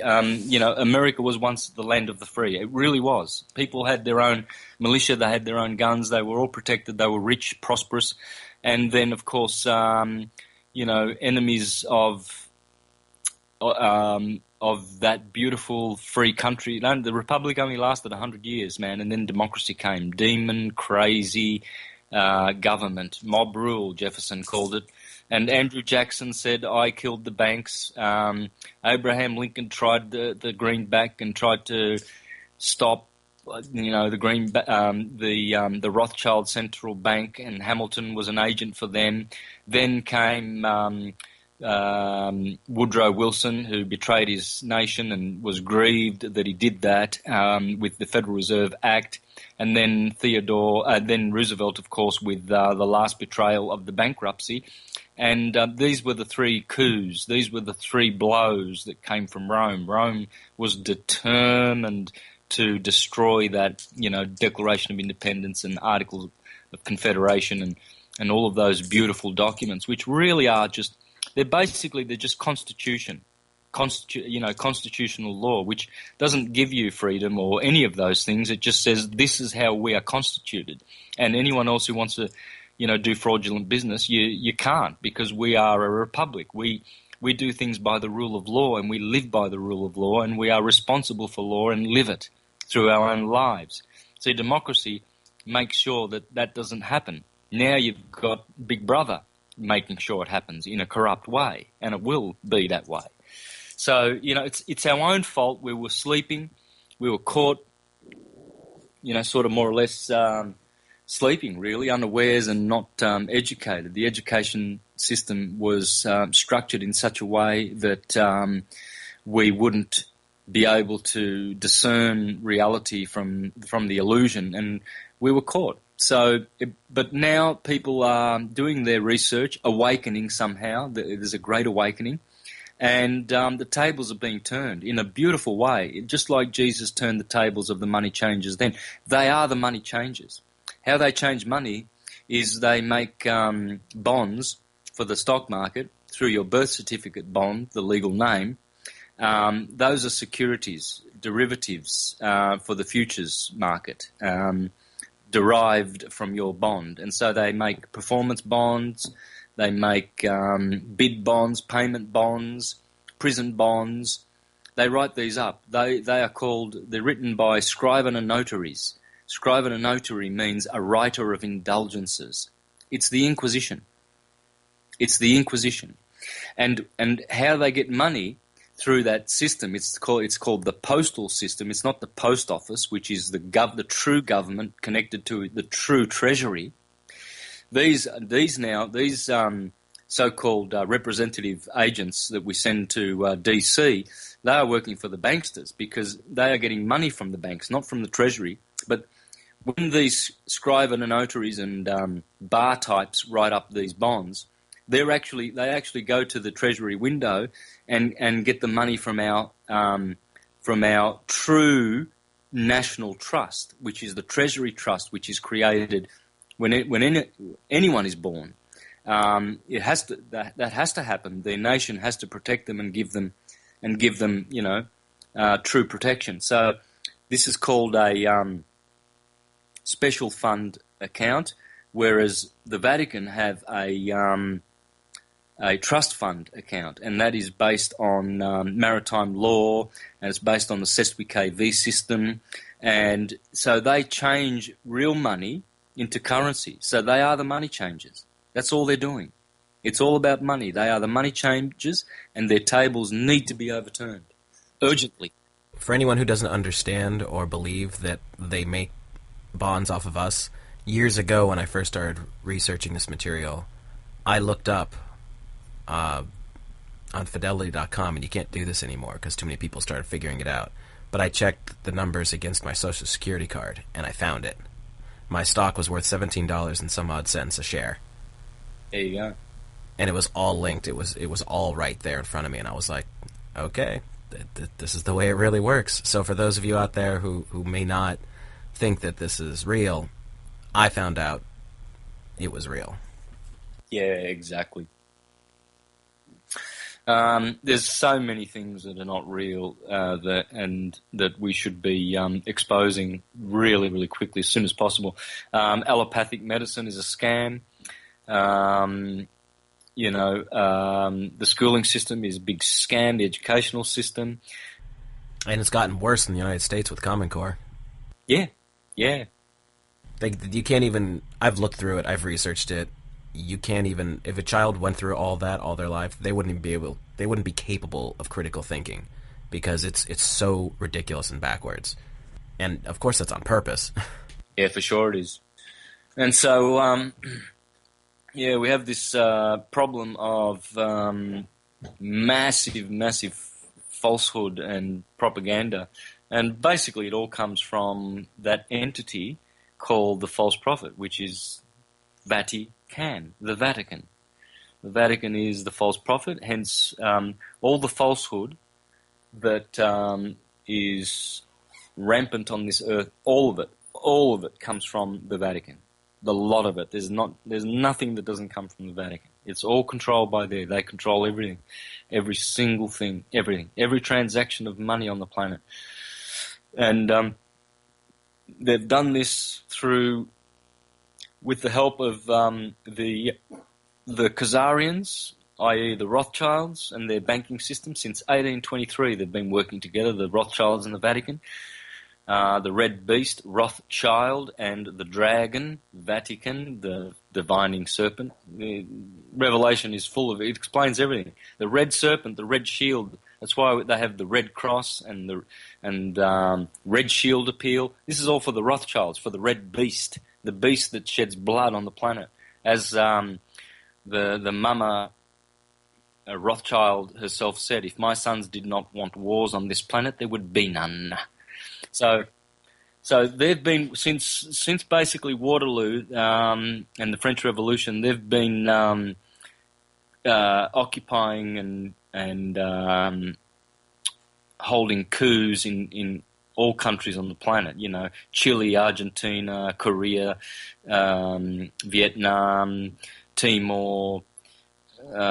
Even Pakistan. All of this, Iran. And the war, and Saddam Hussein, Colonel Gaddafi, and the Libyans were trying to make the dinar famous in Africa to piss off the Federal Reserve petrodollar scam, and so all of this war and bloodshed, the Russian Revolution was held by the Bolsheviks. They came from the Vatican. They all come from the Vatican and Wall Street. All of it. Controlled by the Rockefellers and the Rothschilds, same family, Goldsteins. It's all one family, man. It's all the Russells. It goes all back to this Babylonian bloodline it's basically the Khazarians are basically an incarnation of the Hyksos. The Hyksos did this massive damage to Egypt thousands of years ago. We're talking before the 18th dynasty, so about 4,000 years ago. The Hyksos were defeated by the Amenhoteps. They came along and just got rid of them in the 18th dynasty, and the Dark Ages of Egypt were vanquished. But somehow at the end of the 18th dynasty, something happened again with the Aten priesthood and the Amun priesthood, and Akhenaten changed his name from Amenhotep, who were really, truly, the Amenhoteps were the destroyers of the Hyksos. These Hyksos, they fled and went to the, to all places like Petra and all of these desert places, and eventually they became mixed with the Khazarians from the east. And it's the Khazarians that merged this Freemasonic Khazarian Rothschild side that mixed with the Jesuit Vatican and London control system through church and propaganda, and they married up in 1823. And since then, the forces of evil and demonic power on the earth have increased. But rest assured, it's not coming from on high. It's coming from men. It's coming from man himself, especially these elite pimps who control everything. Now, 1823 was at the end of the Napoleonic Wars when the Rothschilds solidified their financial power in London? Yep. And Karl Rothschild went down to Naples, and you've got that famous painting of Charles Rothschild and the Pope bowing down, or vice versa, and kissing the hand of Rothschild. And that was the day they signed a pact. And all of the Rothschild wealth that they stole of England and through all the wars with America, the Vatican repossessed, and they worked together. So Freemasonry and the Jesuits have been working together since then. They truly are two separate hands, two separate forces, but they do not work opposed to each other. It appears that way. Ostensibly they do, but essentially they do not, man. It's just one beast controlling the whole lot, and it's all to do with Saturn and Kronos and time. You see, they understand how time works. We don't. We believe in this illusion of time, temporal existence. And so anyone who believes in it, they're fair game, man. They're fair game. Those types walk into court and get themselves into jail real easy like. And the bar know this, that's all the world is a stage. And if you're hiding behind a mask, well, you're going to be punished according to the rules of that mask. Unless you are self-determined and you show that by evidences, certain things you say, certain things you do, well, you ain't gonna get out of there lightly. You will have to pay the firmament eventually. And this is where the whole trap of legalese comes in, right? Yeah, legal and lawful. These are two different creatures altogether. Legal comes from a Latin word to bind, legare. I've always said the L and the R are interchangeable. So if you have legare with an R, that means to bind. And if you remove that R and you put an L on there in Latin, legale, you've got legal. It's exactly the same word with an E on the end of it. That's how the Italians say it, with an E on the legale. But in English it's legal, legal. It comes from Latin, right? So it's the same word. It's hiding there. It's exactly the same word. It means to bind, to legare, to tie, And so to tie together, and that's what the fasci of Rome is all about. And so how that binding happens is like in such a manner. When Jesus says to Peter, I'll give you the keys to the kingdom. Whatever you bind on earth shall be bound in heaven. Whatever you unleash or undo on earth shall be undone in heaven, or released. Again, the interconnectedness of all things. Yeah, exactly. Jesus is the Sun, or Jupiter, and Peter is Jupiter. So the archetypes, doesn't matter which one you choose. It's Jupiter, it's the Sun, it doesn't matter. some people will argue that, but all of them, or they all go back to Atum. Every archetype, everything goes back to Atum. So when Jesus says to Jew Peter, this is why we have the Church of St. Peter and we pay Peter's pence, all the way back to the donation of Constantine when Sylvester drew up that papal bull, drawing up the fact that Jesus told Peter that, well, you can collect money because whatever you bind on earth shall be bound in heaven, blah, blah, blah. And so we are the vicars of Christ and we are the successors of Peter, blah, blah, blah. We're Rome and here's the donation of Constantine. And guess what? Everybody has to pay taxes for Peter. Well, this is how the bar are collecting money through the crown and paying Peter's pence. It's the Church of Peter. Peter is also Petra. And Petra means stone. So everything, the stone world that Rome built, the churches, those are the churches of Petra, Peter, of stone. And so that structure is physical. And so they collect money for that physical structure to keep that physical structure going. And so they can keep their demonic entities as our overlords. Because we believe in that stuff. We think that their stone buildings actually have to do with spirituality and the truth. Whereas, no, they're using those buildings to hide the truth and to harvest bad energy rather than, for good.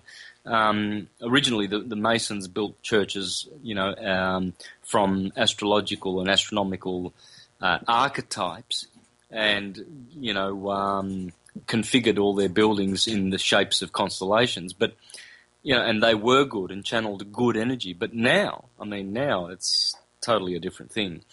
But, again, some of it is necessary, From evil come good things. From a fire in the bush comes new regeneration, It's a total transformation. So, basically, whether they work for good or for evil, the final outcome is the same for you anyway. It is because you and I, because we have not ever gone beyond the point of no return in practicing evil, because that is truly the point of no return, and that you can never reclaim your soul ever again, and that is dangerous. And one or two or even more, without being judgmental of the Vatican types and those bar types, they definitely have gone beyond the point of no return. Hence, you see them continuing in their evil. They know that they're being exposed daily, but they continue. The ones that continue, rest assured, man, they will be judged, either by their peers or by the heavens or by themselves, but they will end up in jail or on a guillotine. They will. All of them will. Every one of them, not one of them. So the ones that you see coming good, those are the ones that were good and are on the side of good. The ones that you see that are callously indifferent and continue in their murder and bloodshed and money changing, these prostituters, their souls will disintegrate. Unfortunately, they will never be able to save their souls because they've done too many acts of evil.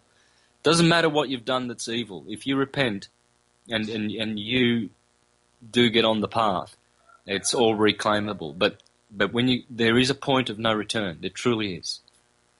And you must never, ever dare go near that point. That all makes sense.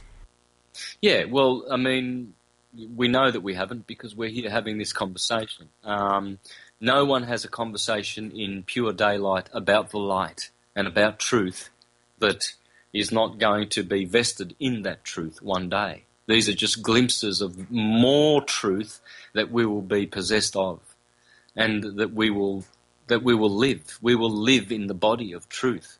It is the soul of God. And God is we the people. You see, it is ridiculous to think that we are not identical to God, and it is ridiculous to think that God is not vested in all of his atoms. And that he does not refract and differentiate into all things. The Spirit of God, the One, is the All. That's why the Muslims say Allah. Allah is God. Well, we say all is good. That's the same expression, brother. Those are the same words. No difference. This is all the interconnectedness again. Yeah, it is, because there's only one language. So Allah is God must mean all is good. It is, and it does. And not only because when you reach a certain level of linguistic, and, you know, I'm not trying to be smarty pants here saying you've got to be a good, you know, show off in languages. It's not about that. It's when you truly, truly understand what the sound of L means as opposed to the sound of R or T. When you truly understand what those letters are doing, they are archetypal gods, and they are charged with emotion. Charged. If I said to you, you know, some cussing words, and I called you a son of a, you could potentially be hurt for a week or a day or 10 minutes. But if I hurled some numbers at you, like, you know, take this, 146, you prick, you know, or 75, there you go, you animal, I hate you, 46, you know, you're not going to transmit much emotion, right? But when you learn what L is doing, love, light, luminescence, Lord, and then you go looking for it in other languages, then you know that Allah is God and all is good is exactly the same thing. Exactly the same thing. Islam is Christianity. Christianity is Judaism. Judaism is Hindu. There is only one syncretic truth in the universe. It's atomic. It's the ecliptic. Those are the three words you need to take you to the everlasting. Syncretism, ecliptic, and atum. There's no other words you need. Those are the only words. If you love those words, they will love you and teach you all things. And when you're doing evil, you're actually hurting yourself. Yeah. Evil, you see, love and evolution are the same word. Love backwards is evolution. So evil also comes from Eve. Eve is even numbers. That's all it is. All the gods are numbers. It's all numbers. The world is number. So Eve is the number 2, even, and Adam is odd numbers. The number 1, atom, means one. Atum, one unit. Adam, right? So Adam and even. So you've got the number 1, unity, and you've got the number 2, duality. Adam and Eve. Eve, see, the number 2 is funny kind of a, it's the most loved and hated number of all the numbers, bar none. It has more polarity than any other number, simply because between 1 and infinity, it's the only place where doubling occurs. Never again is there doubling. So Eve, she's the multiplier. She's the mother of all her children in the universe. She is the mother because it's 2. It multiplies. But, you see, Atom, he was pretty happy in the Garden of Eden when he was all alone. Eden, garden, Eden, golden, dungeon, done. All of these DN or DM words, they must have a T and a D or a D and an M, okay? So when Adam was alone, he was happy. Then Even comes along and stuffs it all up and everything is divided. Because, see, 2, in its positive aspect, is the multiplier. But, on the other hand, in its negative, it's the divider. 2 divides. All even numbers are divisible, right? So 4, 2 and 2. 6, 3 and 3. Whereas the masculine numbers, 1, odd numbers, Adam, they are unifying. They don't divide. They bring things into unity. 3 is a sacred trinity, brings unity to the world. 1 is the extreme example of unity. 5 is the same. It does not divide. 7, the perfect number. 9, the 9th heaven. See all these odd numbers, how much glory they have. No, same with the even numbers, but they also carry a negative charge with them, simply because of that dividing. And so, but very positive for doubling. So, when we understand, as Pythagoras says, and Proclus syncretized all theologies by saying that they are all archetypal numbers. It's all numbers, you know. Once you understand their numbers, then you'll understand their letters. A will always be the first. It will always be number one. A man. How many men is a man? It's only one. A. And you don't say A. Never say the vowels in the very unphonetic English way, A, E, I, O, U. Those are diphthongs. The true vowels are A, E, I, O, U. I was confused there because I went to the 5-vowel system. There are actually 7 vowels. There's 2 E's and 2 O's. And this is the true sound of the name of God, these 7 vowels. A, E, I, O, U. Those are the 7 vowels. The 2 missing ones, because there are 2 E's. One has an acute accent above it, and it's A. You pronounce it as in A, as in at the show, at, right?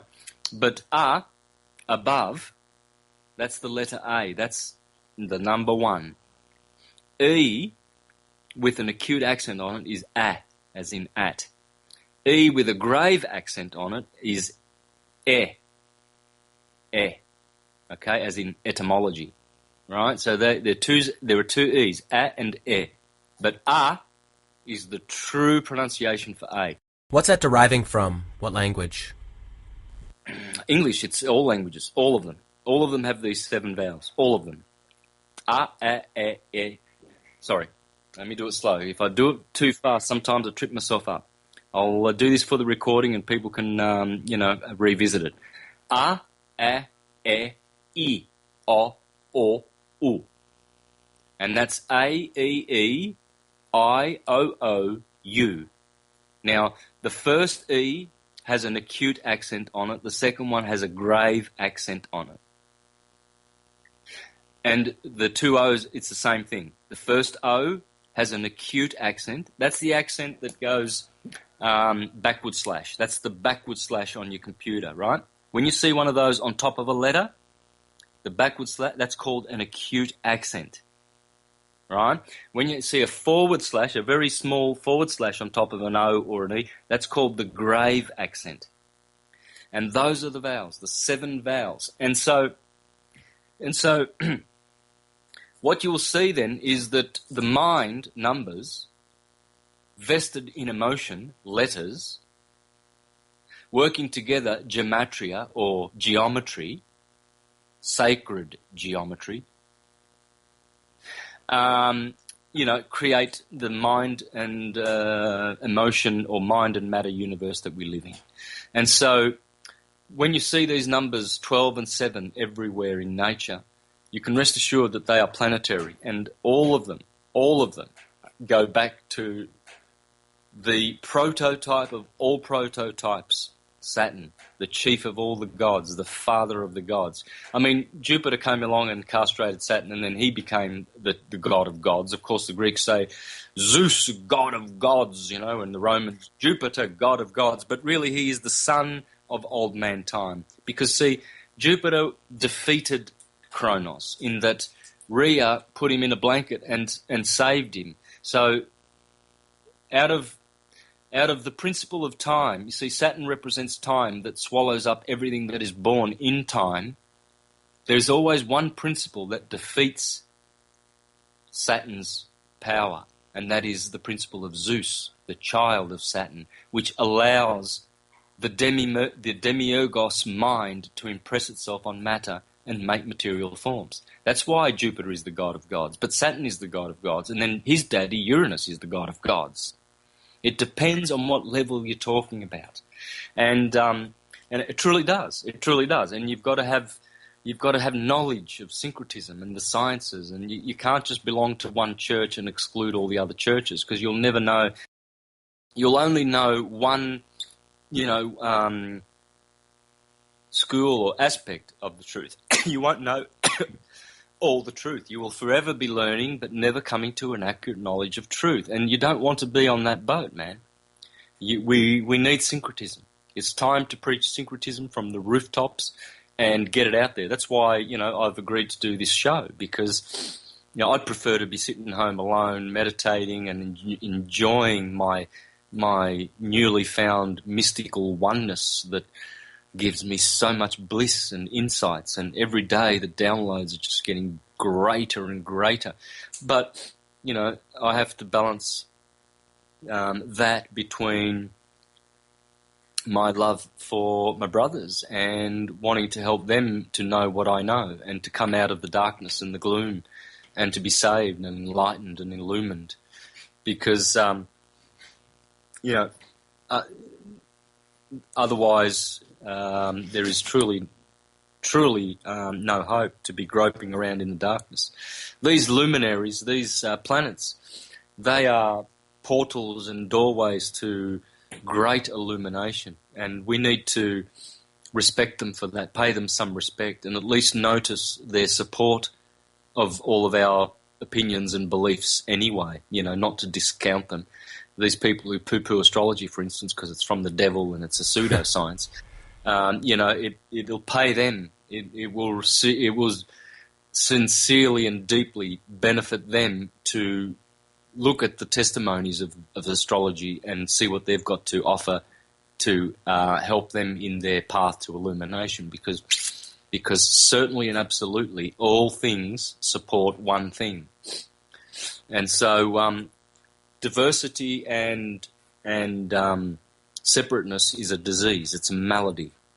It's incurable in some cases, but unity is always there, bringing them together and joining them forever. The glue of the universe, which is truth, the soul of the universe, the soul of God, truth, and we are swimming in it.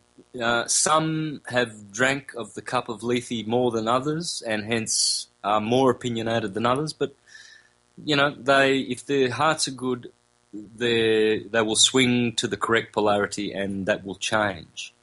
I was a churchgoer, condemning Baptists and Mormons alike, being a Jehovah's Witness for 30 years, but I came out of it. So if I can be saved from that, others can too, and not that it's anything, so evil, but it's just not, it's a stage. Church going is a stage. It's the second lowest stage in your spiritual evolution that there is. But it also is, it also contains the seeds and the blueprints of the highest stage. All of the Christian churches are syncretized. They are all dealing with electrical science. All of their saints, Saint Anthony, Saint Paul, Saint Mary, these are all electrical archetypes. There's different conditions of electricity everywhere in the universe, but they are all the gods. It's all electricity, and electricity is number, vibration. And the secret lies in the number 7 and the number 12. Tesla said 369. Well, it's the same thing. They're all vested in these two numbers. When you look at the flower of life, in the middle is one circle, and then surrounding it is 6. So that's your 7. Mm-hmm. Then surrounding the 6 is 12. And so 7 and 12, 7 and 12, the flower of life. The 12 surround the 7 and enclose the 7, because the universe is spiritually 12 in mind, in its mental form, and in its physical form, it goes back to the octave, the septenary, 7. So, the flower of life teaches this. What else teaches it? Well, carbon-12 teaches it. The isotope, which is the most common in the universe, 99% of carbon, is carbon-12. The dodecahedron, which is the master polyhedra of the 5 polyhedra, is 12. And it has to do with ether, the element which precedes fire, air, earth, and water.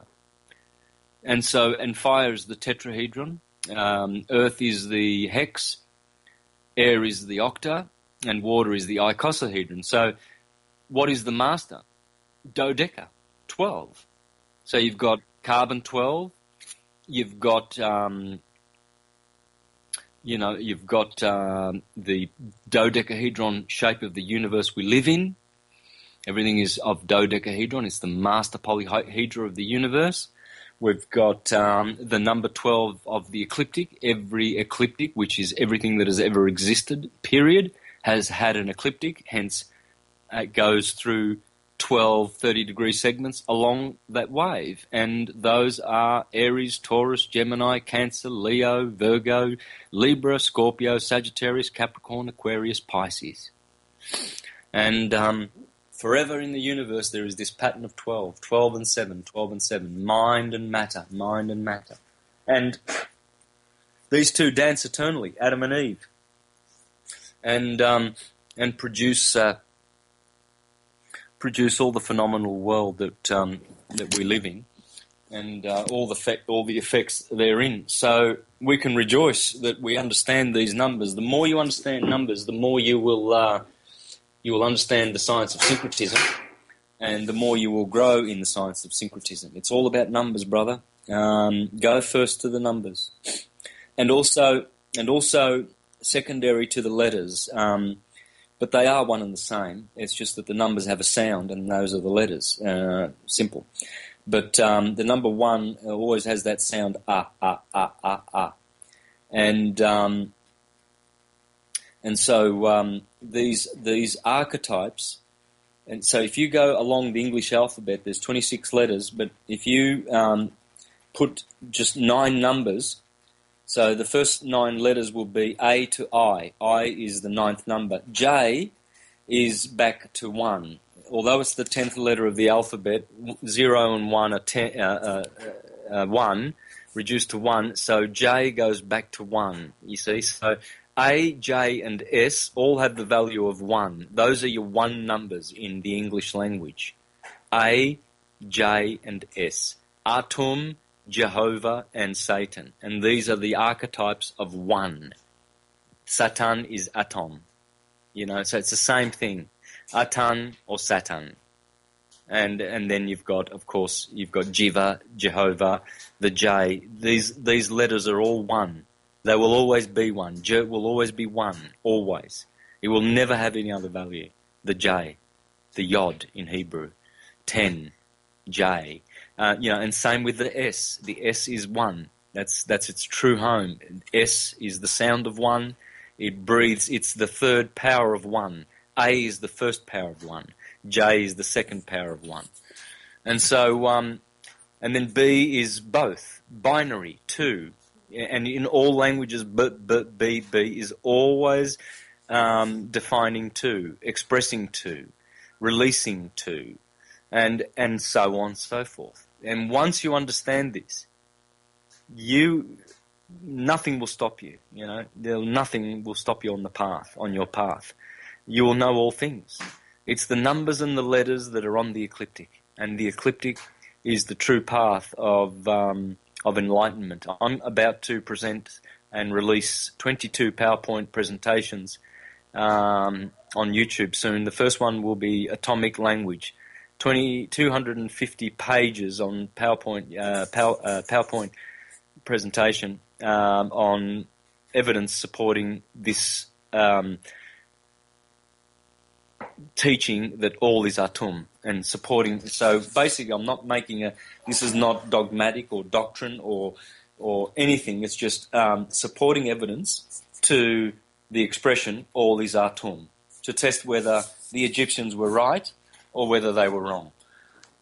Okay, so someone can come along and create, 250 pages of evidence against my evidence, but at least that's all I'm presenting, and I think I have enough. But for those minds that require more proof, well, then I'm going to release 21 more, and 22 is a catch number, catch 22. It's deliberate. There are 22 letters in the Hebrew alphabet, 22 cards in the major arcana, 22 amino acids. The list goes on and on. It's deliberate I did this because I'm going to treat it as a complete, offering of truth that I possibly can, and I hope that after that I feel in my heart of hearts that I can really just be a hermit or whatever. I'm struggling with that because I realise the need to work on myself, and you can only do that in silence and in true contemplation, where you make leaps and bounds. And so, all of this radio shows and PowerPoint presentations that I'm doing are necessary, but my hope is that I can have a bit of a rest one day. When are you releasing the first? I'm going to try and release the introduction part tomorrow on YouTube of Atomic Language, because the 20th of Cancer is where my North Node is, on the 27th degree of Cancer. So there's only 3 more degrees of Cancer left, 3 more days, and the 20th is smack bang on that point. And then Leo is my ascendant rising sign, so I'm going to try and release as much as I can in the next couple of months. And what is the name of your YouTube channel? Mr. Astrotheology. Awesome. Figure we should get that out there. Please do. Yeah. That's where I've got all my volumes of presentations supporting all of this and giving references to support it. Many, many thousands and thousands, all lost and hidden away in all of the hundreds of presentations and shows that I've done. I've never, ever done a repeat show. I've never, ever done the same material in any show, because there's enough in Syncretism to do, a billion different kinds of shows, and that's what I intend to do. I will never, ever repeat a sentence in any show that I do. It's all different. It's all the presentations have treasures from antiquity and from modern days hidden in them that will only pop up if you press play on those videos. I say to people, just watch the videos, man. Because the delivery and the way the information is presented is very, very palatable and easy to digest. It's very easy. There's no highfalutin words. There's no complicated systems. It's just, common language, common sense, and just down to earth. Here's the nuts and bolts and the truth of it.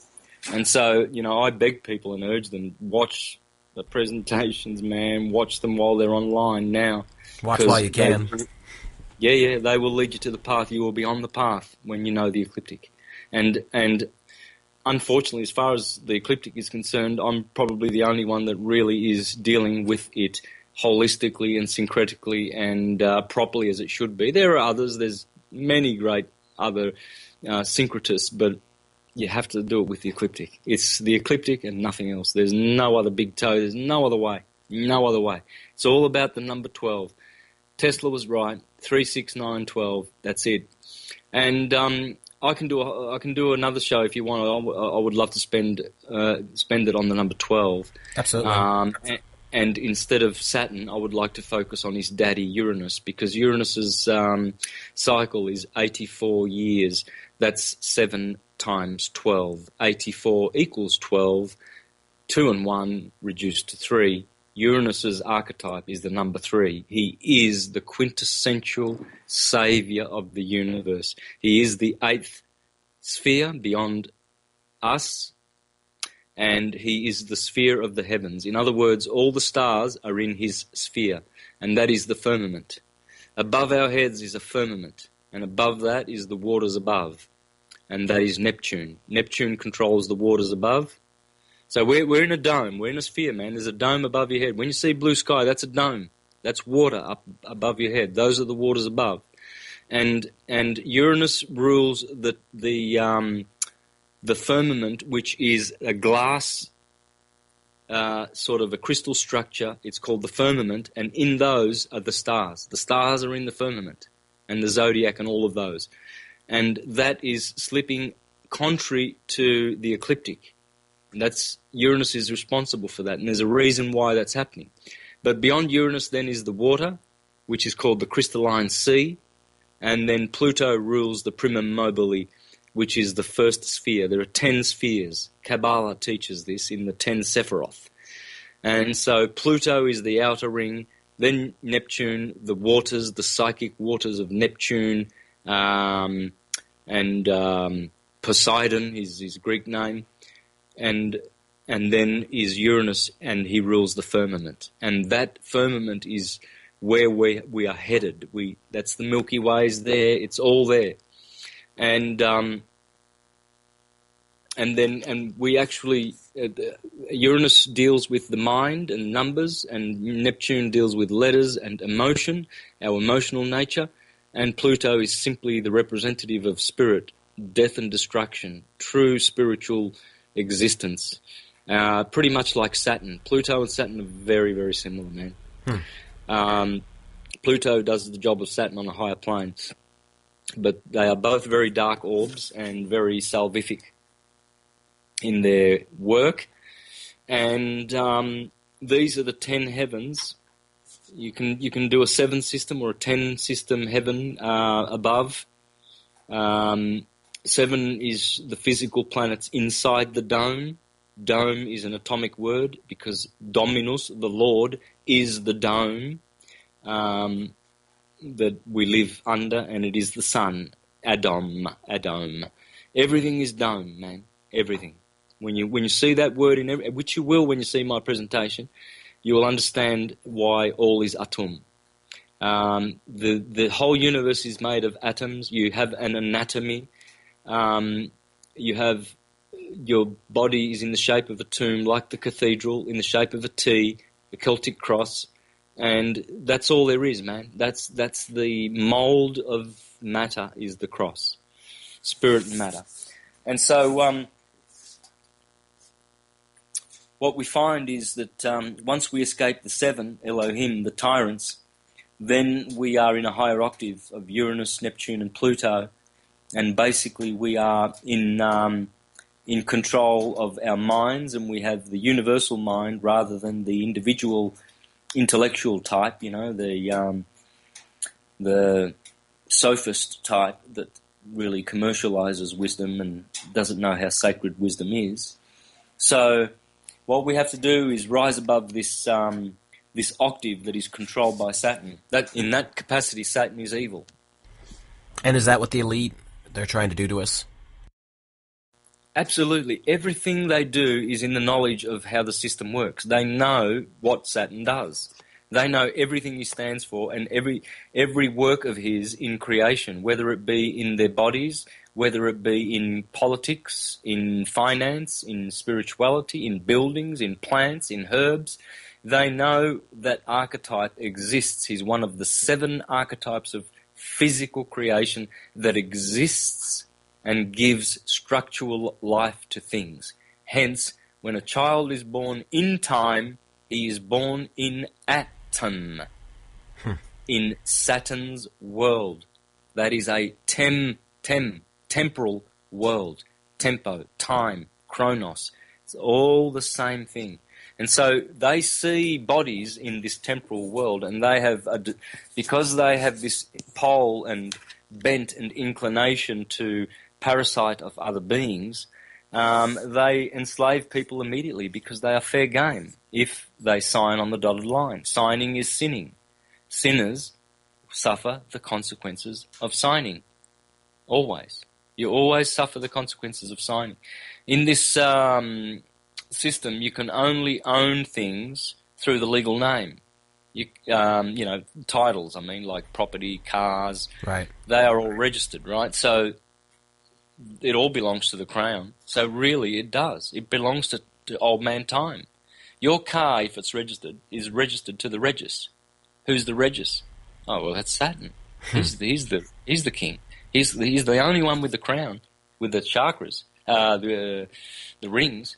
So as all the great poets said, they always attributed this crown to Kronos. They said, do not forget that only Saturn wears the crown. He is Kronos. He wears the crown. He's the king. So your car is registered, bad luck. It's not yours. You don't own it. The crown does.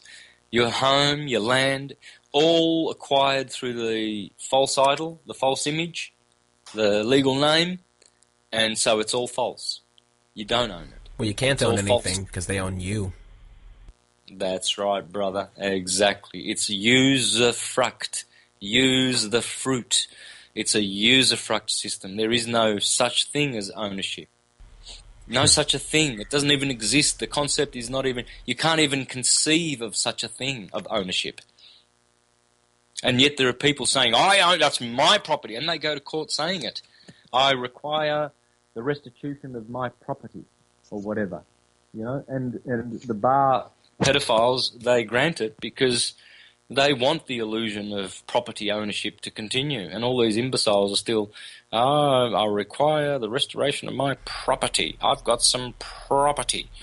We don't have any property. We don't even have a biology. We have nothing. We are. That's all. We have is not part of it. What we do have is virtues. That's what we do have. That is our property. That's true property. Virtues, wisdom, but not things. It's not even bodies of things. That's impossible. Those are fleeting. Those belong to Kronos. That's why they get your children's soul to be sold to Satan when you put their footprint on the birth certificate, which specifically tells you plain and clear, Crown copyright. Not you. You didn't copyright it. Kronos did.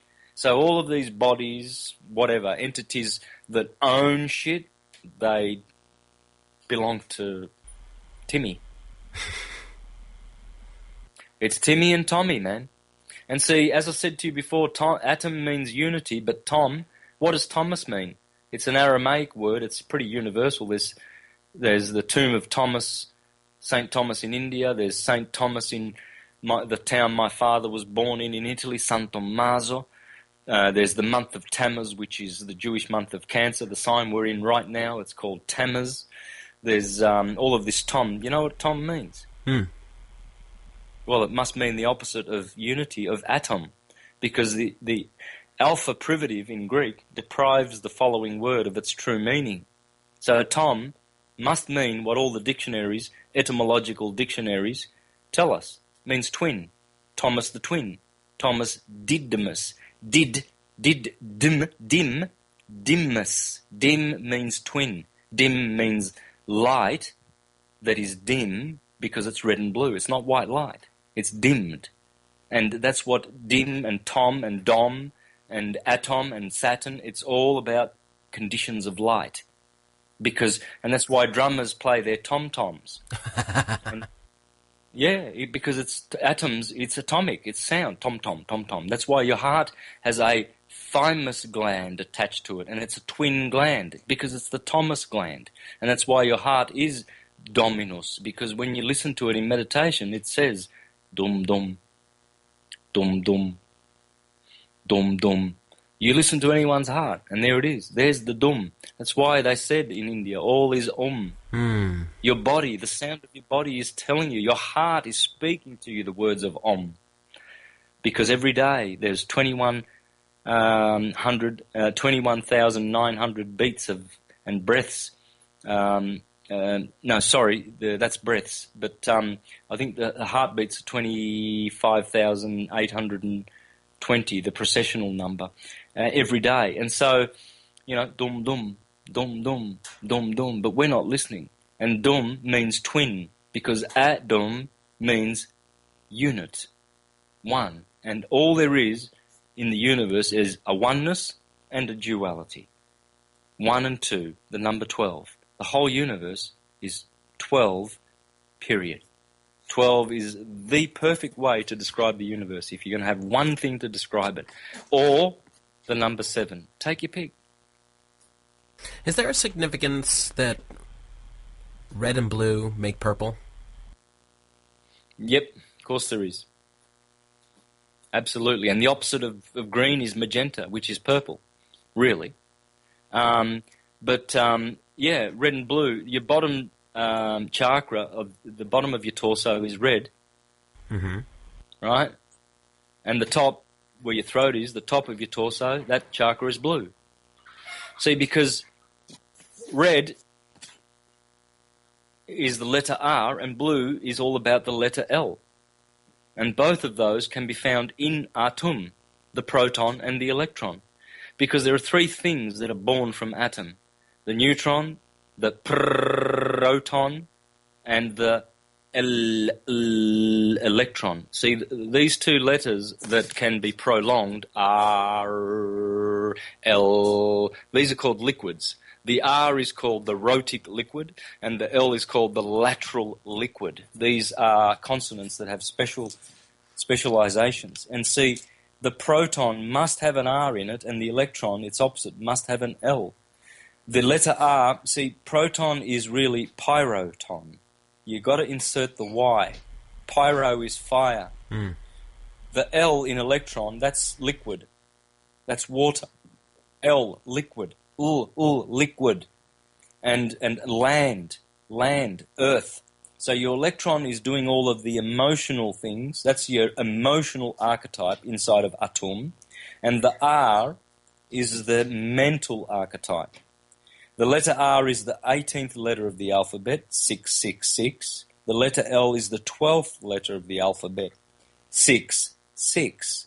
L, therefore, is the circ L, the circumference of L. Everything to do with L has to do with circles. Cycle, circle, final, kill, final. Well, I just said that, but all of these words that end with L, because L is the perfect number. It's 12. It's 12ness. It is the complete number of celestial divinity, 1 plus 2. And so the proton and the electron, see, 12, L, the letter L is 12, so it is the representative of the 3, 6, 9, 12 system of Tesla, and the letter R reverts back to the 9, because it's the 18th letter, and half of 18 is 9, but double 18 plus 18 is 36, hence 360. So the letter R in the proton and the letter L in the electron, the two chief archetypes, and this is Israel, by the way, the neutron, the proton, and the electron. Isis is neutral light, white light. She's the virgin because white light doesn't vibrate. Red light, the proton, radiation, and the electron, L, the letter L, luminescence, radiation and luminescence, the creators of the world, red and blue. These are Israel, you see. No matter what science you're dealing with, you will find this trinity. You will find these archetypes. You know, they won't elude you. And so Israel, red, white, and blue, you see all your flags. Look at the Union Jack. Jack is short for Jacob, the son, Israel. Jacob changed his name to Israel when he fought with the angel and won, and the angel said, "You shall now be called Israel." So the Union Jack is the Union Jacob. What you see with those colours, red, white, and blue, is a profound teaching, because this is the sun, this is the cross of Constantine, the labarum, which is the sun travelling through the equinoxes and the solstices. That's all it is. And it's called the labarum, labracadabra, because the same pattern you see on the Union Jack is at the Vatican pavement of St. Peter's Square. Yes. And you'll see, if you look at a 10-minute YouTube video called Christianity Revealed, Sun Worship, Christianity Revealed is the name of the YouTube video. I recommend everybody watch that 10 times, and then you'll get it. And look at the Union Jack, and you'll understand what Jack is. Jack, be nimble, Jack, be quick, Jack, jump over the candlestick. The candlesticks are the equinoxes. When the sun jumps over them, we rejoice. We celebrate Christmas, Easter, Ramadan, Tishri, Yom Kippur. They all happen when the sun jumps over, Jack be nimble, Jack be quick, when he jumps over the candlesticks of the equinoxes and the solstices in the tropical signs. Aries, the Lamb of God, Cancer, the scarab of Christ, Libra, the scales of justice, and Capricorn, the sacrificial goat of salvation. And so these are the four sacred the signs, and this science is the science of how we come in and leave, because these four signs are portals. Cardinal signs. These are the four cardinal signs, the tropical signs, because they're always situated on the tropics. Aries and Libra on the equinoxes, vernal and autumnal. Cancer at the Tropic of Cancer and Capricorn at the Tropic of Capricorn. These are the wave amplitude now. This is unbalance. Aries and Libra, they balance the wave. They're equinoctial. But these four cardinal signs, they have all the force of the ecliptic in them, 50% of it. 30% goes to the fixed signs, and 20% goes to the mutable signs, which are the weakest. The fixed signs, Leo, Taurus, Scorpio, and Aquarius, these are weaker than the cardinal signs. Cardinal signs are first and the strongest. And so they are the portals.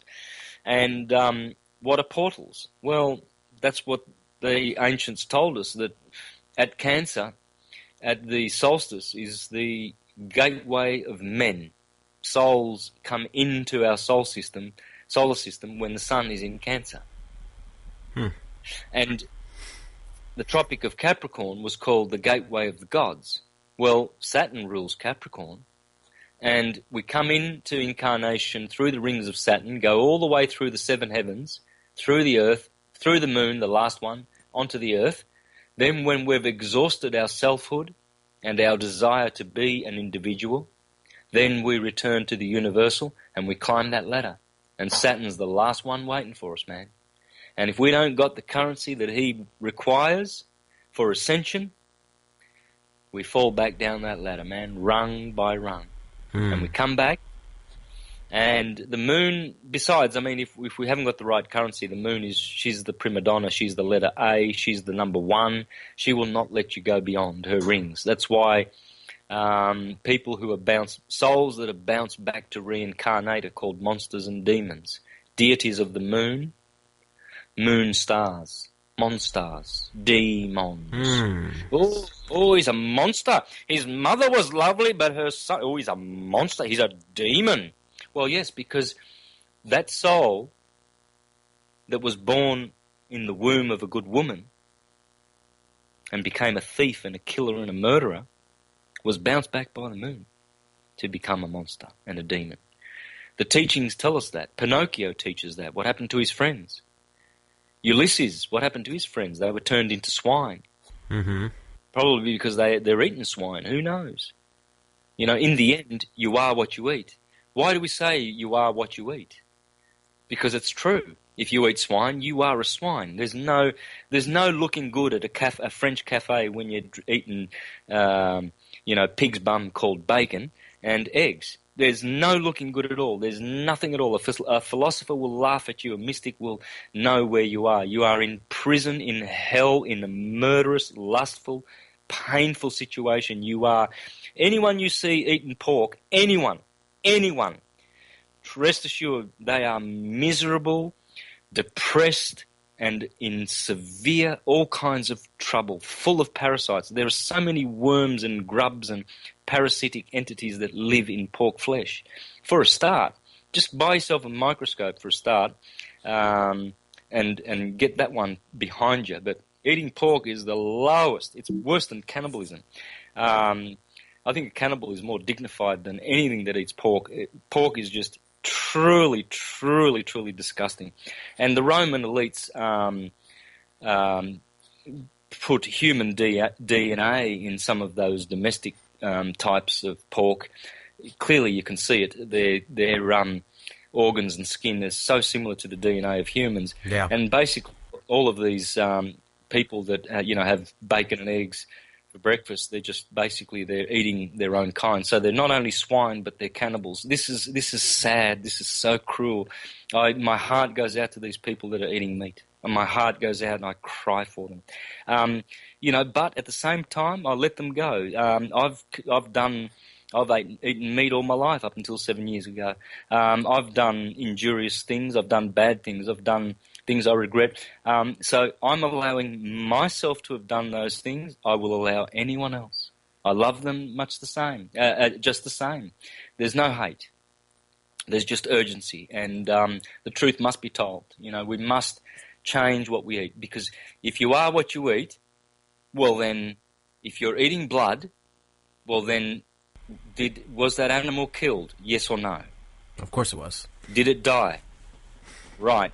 And have you inquired, flesh eater, as to whether that animal was fulfilling its predestined or perceived purpose that it had? For instance, that little calf that gives you those nice veal steaks, that 1 month old calf that was snatched away from its loving mother as it was screaming as the farmers came along to sell it to the abattoirs so that the restaurants can be richened and made richer by murder, and the abattoirs and all the businesses in between, the businesses of Rome and her harlotry. Did one inquire as to whether that veal enjoyed being in its body? And did one inquire as to whether these cows and these sheep are to be murdered really for our better eating? Not enough bananas on the planet, apples, cherries, watermelons. You can stuff yourself like a glutton, like an absolute pig with just fruit alone. And you can do it. There are people that are just fruitarians, Then there's vegetables, there's seeds, there's nuts. No wonder Porphyry and Plutarch and Pythagoras and Ovid and all the greats said, when the animals are screaming when you're cutting their throats, don't you think just because their sound is not voiced, but they have, they don't have speech, but they have voice, don't you think that they are trying to tell you that they would rather be alive? And are they not saying, I do not begrudge you your better eating, but I do begrudge you your better eating, for do you not have bounty of fruits and vegetables that the sun provides for you? Why is it that we have to do these unnatural things? We have to cut the animals up with tools, kill them with tools, cook them with tools, and put them into our mouths with tools. We don't pick them up with our fingers. Oh no, we got knives and forks. We're so sophisticated with this bloody murder that we put into our intestines. Imagine what good it's doing to you. There's not a vegetarian that belongs to any army on this planet. I can promise you that with all my heart. There's not one. Because when you become a vegetarian, you ain't going to be a soldier and kill and murder and anything. You will not hurt a fly. You will never hurt a fly. You will let the spiders and all of them, live to an extent. You might be forced one day to have to protect yourself by killing some deranged, animal, and that's acceptable. But these things are reasonably acceptable. But everything in its perspective. If we support the culture of murder, and please, I invite any persistent and determined meat eater who is listening to this, just go and spend 5 minutes at an abattoir, a good one. Don't worry about the bad ones. Go and see how some of those chickens are going, and the geese in France that have got tubes connected to their throats and tied and locked with lock and key so that they can never, ever, ever remove these geese that are so fat that blood is oozing out of their anus perpetually, and their livers are so plump that the French love this pâté, and the geese that are chained from the moment they're born till they die so that the French can have plenty of pâté. Oh, it's nice pâté. And these geese have... Imagine you're born, right, and someone comes and shoves a tube down your throat and continually thrust sludge down your throat just so that they can have a byproduct of your pain. And that pâté is full of pain. And all of those meats and steaks that we're eating in this Saturnian world is full of pain and anguish and injections and all kinds of disgusting evil things. And don't we ever for one moment think that there are unscrupulous people that are designing all this by design so that we can remain stupid and blind in perpetuity so that we can be harvested for our energy? And would that be why we are paying taxes and rates and levies and fines and money, and everyone and our pensioners are starving to death and they want more care, Obamacare from us, and they want more money from us, and prices keep going up and up and up, and all of it goes back to fill the coffers of the Rothschilds and the Vatican and to support pedophilia, because it's a good business when you're sodomizing little children and hurting them so that they can be traumatized forever and harvested forever. It's time in that we wakey, I think, and so syncretism answer. There's only one answer. It's not going to come from Islam. It's not going to come from Christianity, and yet it will if it's syncretized. That's my message, bro. Hope you like it. I think that's fantastic. Yeah. And it should be all of our messages, all of our message, because this is the truth that is in every one of us, our hearts. There's no one that doesn't speak what I'm speaking, really, from their hearts. Everyone resonates with this. Everyone does. I would be hard-pressed to find anyone who would just hate what I'm saying, And yet there are people out there, there are shills out there who are truly, truly trying to distract people from syncretism. I think there's a lot of distraction going on right now. Yeah, man. That's how putrid these shills are. Truly, truly know the truth, guys. Be responsible and get on the path. You are what you eat. Start with that. Whatever you put in, whatever you eat mentally, spiritually, emotionally, and physically is what you are. So if you start at the base with your food and eating more raw food, because raw food has the vital life force in it. Cooked food does not, man. From cooked food comes depression, anger, hatred, violence, wars, killing, because we're cooking the food. The food is angry now. You see, you can just put any kind of instrument, measuring instrument, on a banana that is raw and one that's cooked, and you'll see the auric field, how much it suffers, and the color change and the loss of vitality. These are devitalized foods. So I would start there and then reach up to the mystical heights of syncretism and learn it, know it, practice it, live it and breathe it. And absolutely the ultimate reward will be liberation from material pain and suffering and eternal bliss in the everlasting unconditioned. Well, I think this was an incredible message you put out tonight, and I encourage everyone to go to your YouTube channel and look for your new material coming out. And thank you so much for doing this. And if you want to do a show on Uranus, absolutely welcome to. Done. Next one. Thanks, Jason. Thank you, sir. It's been a pleasure. See you, brother. Take care, man. That was an absolutely fantastic show. And I hope you take what he said to heart and look into the material. That's it for this episode. We'll see you soon.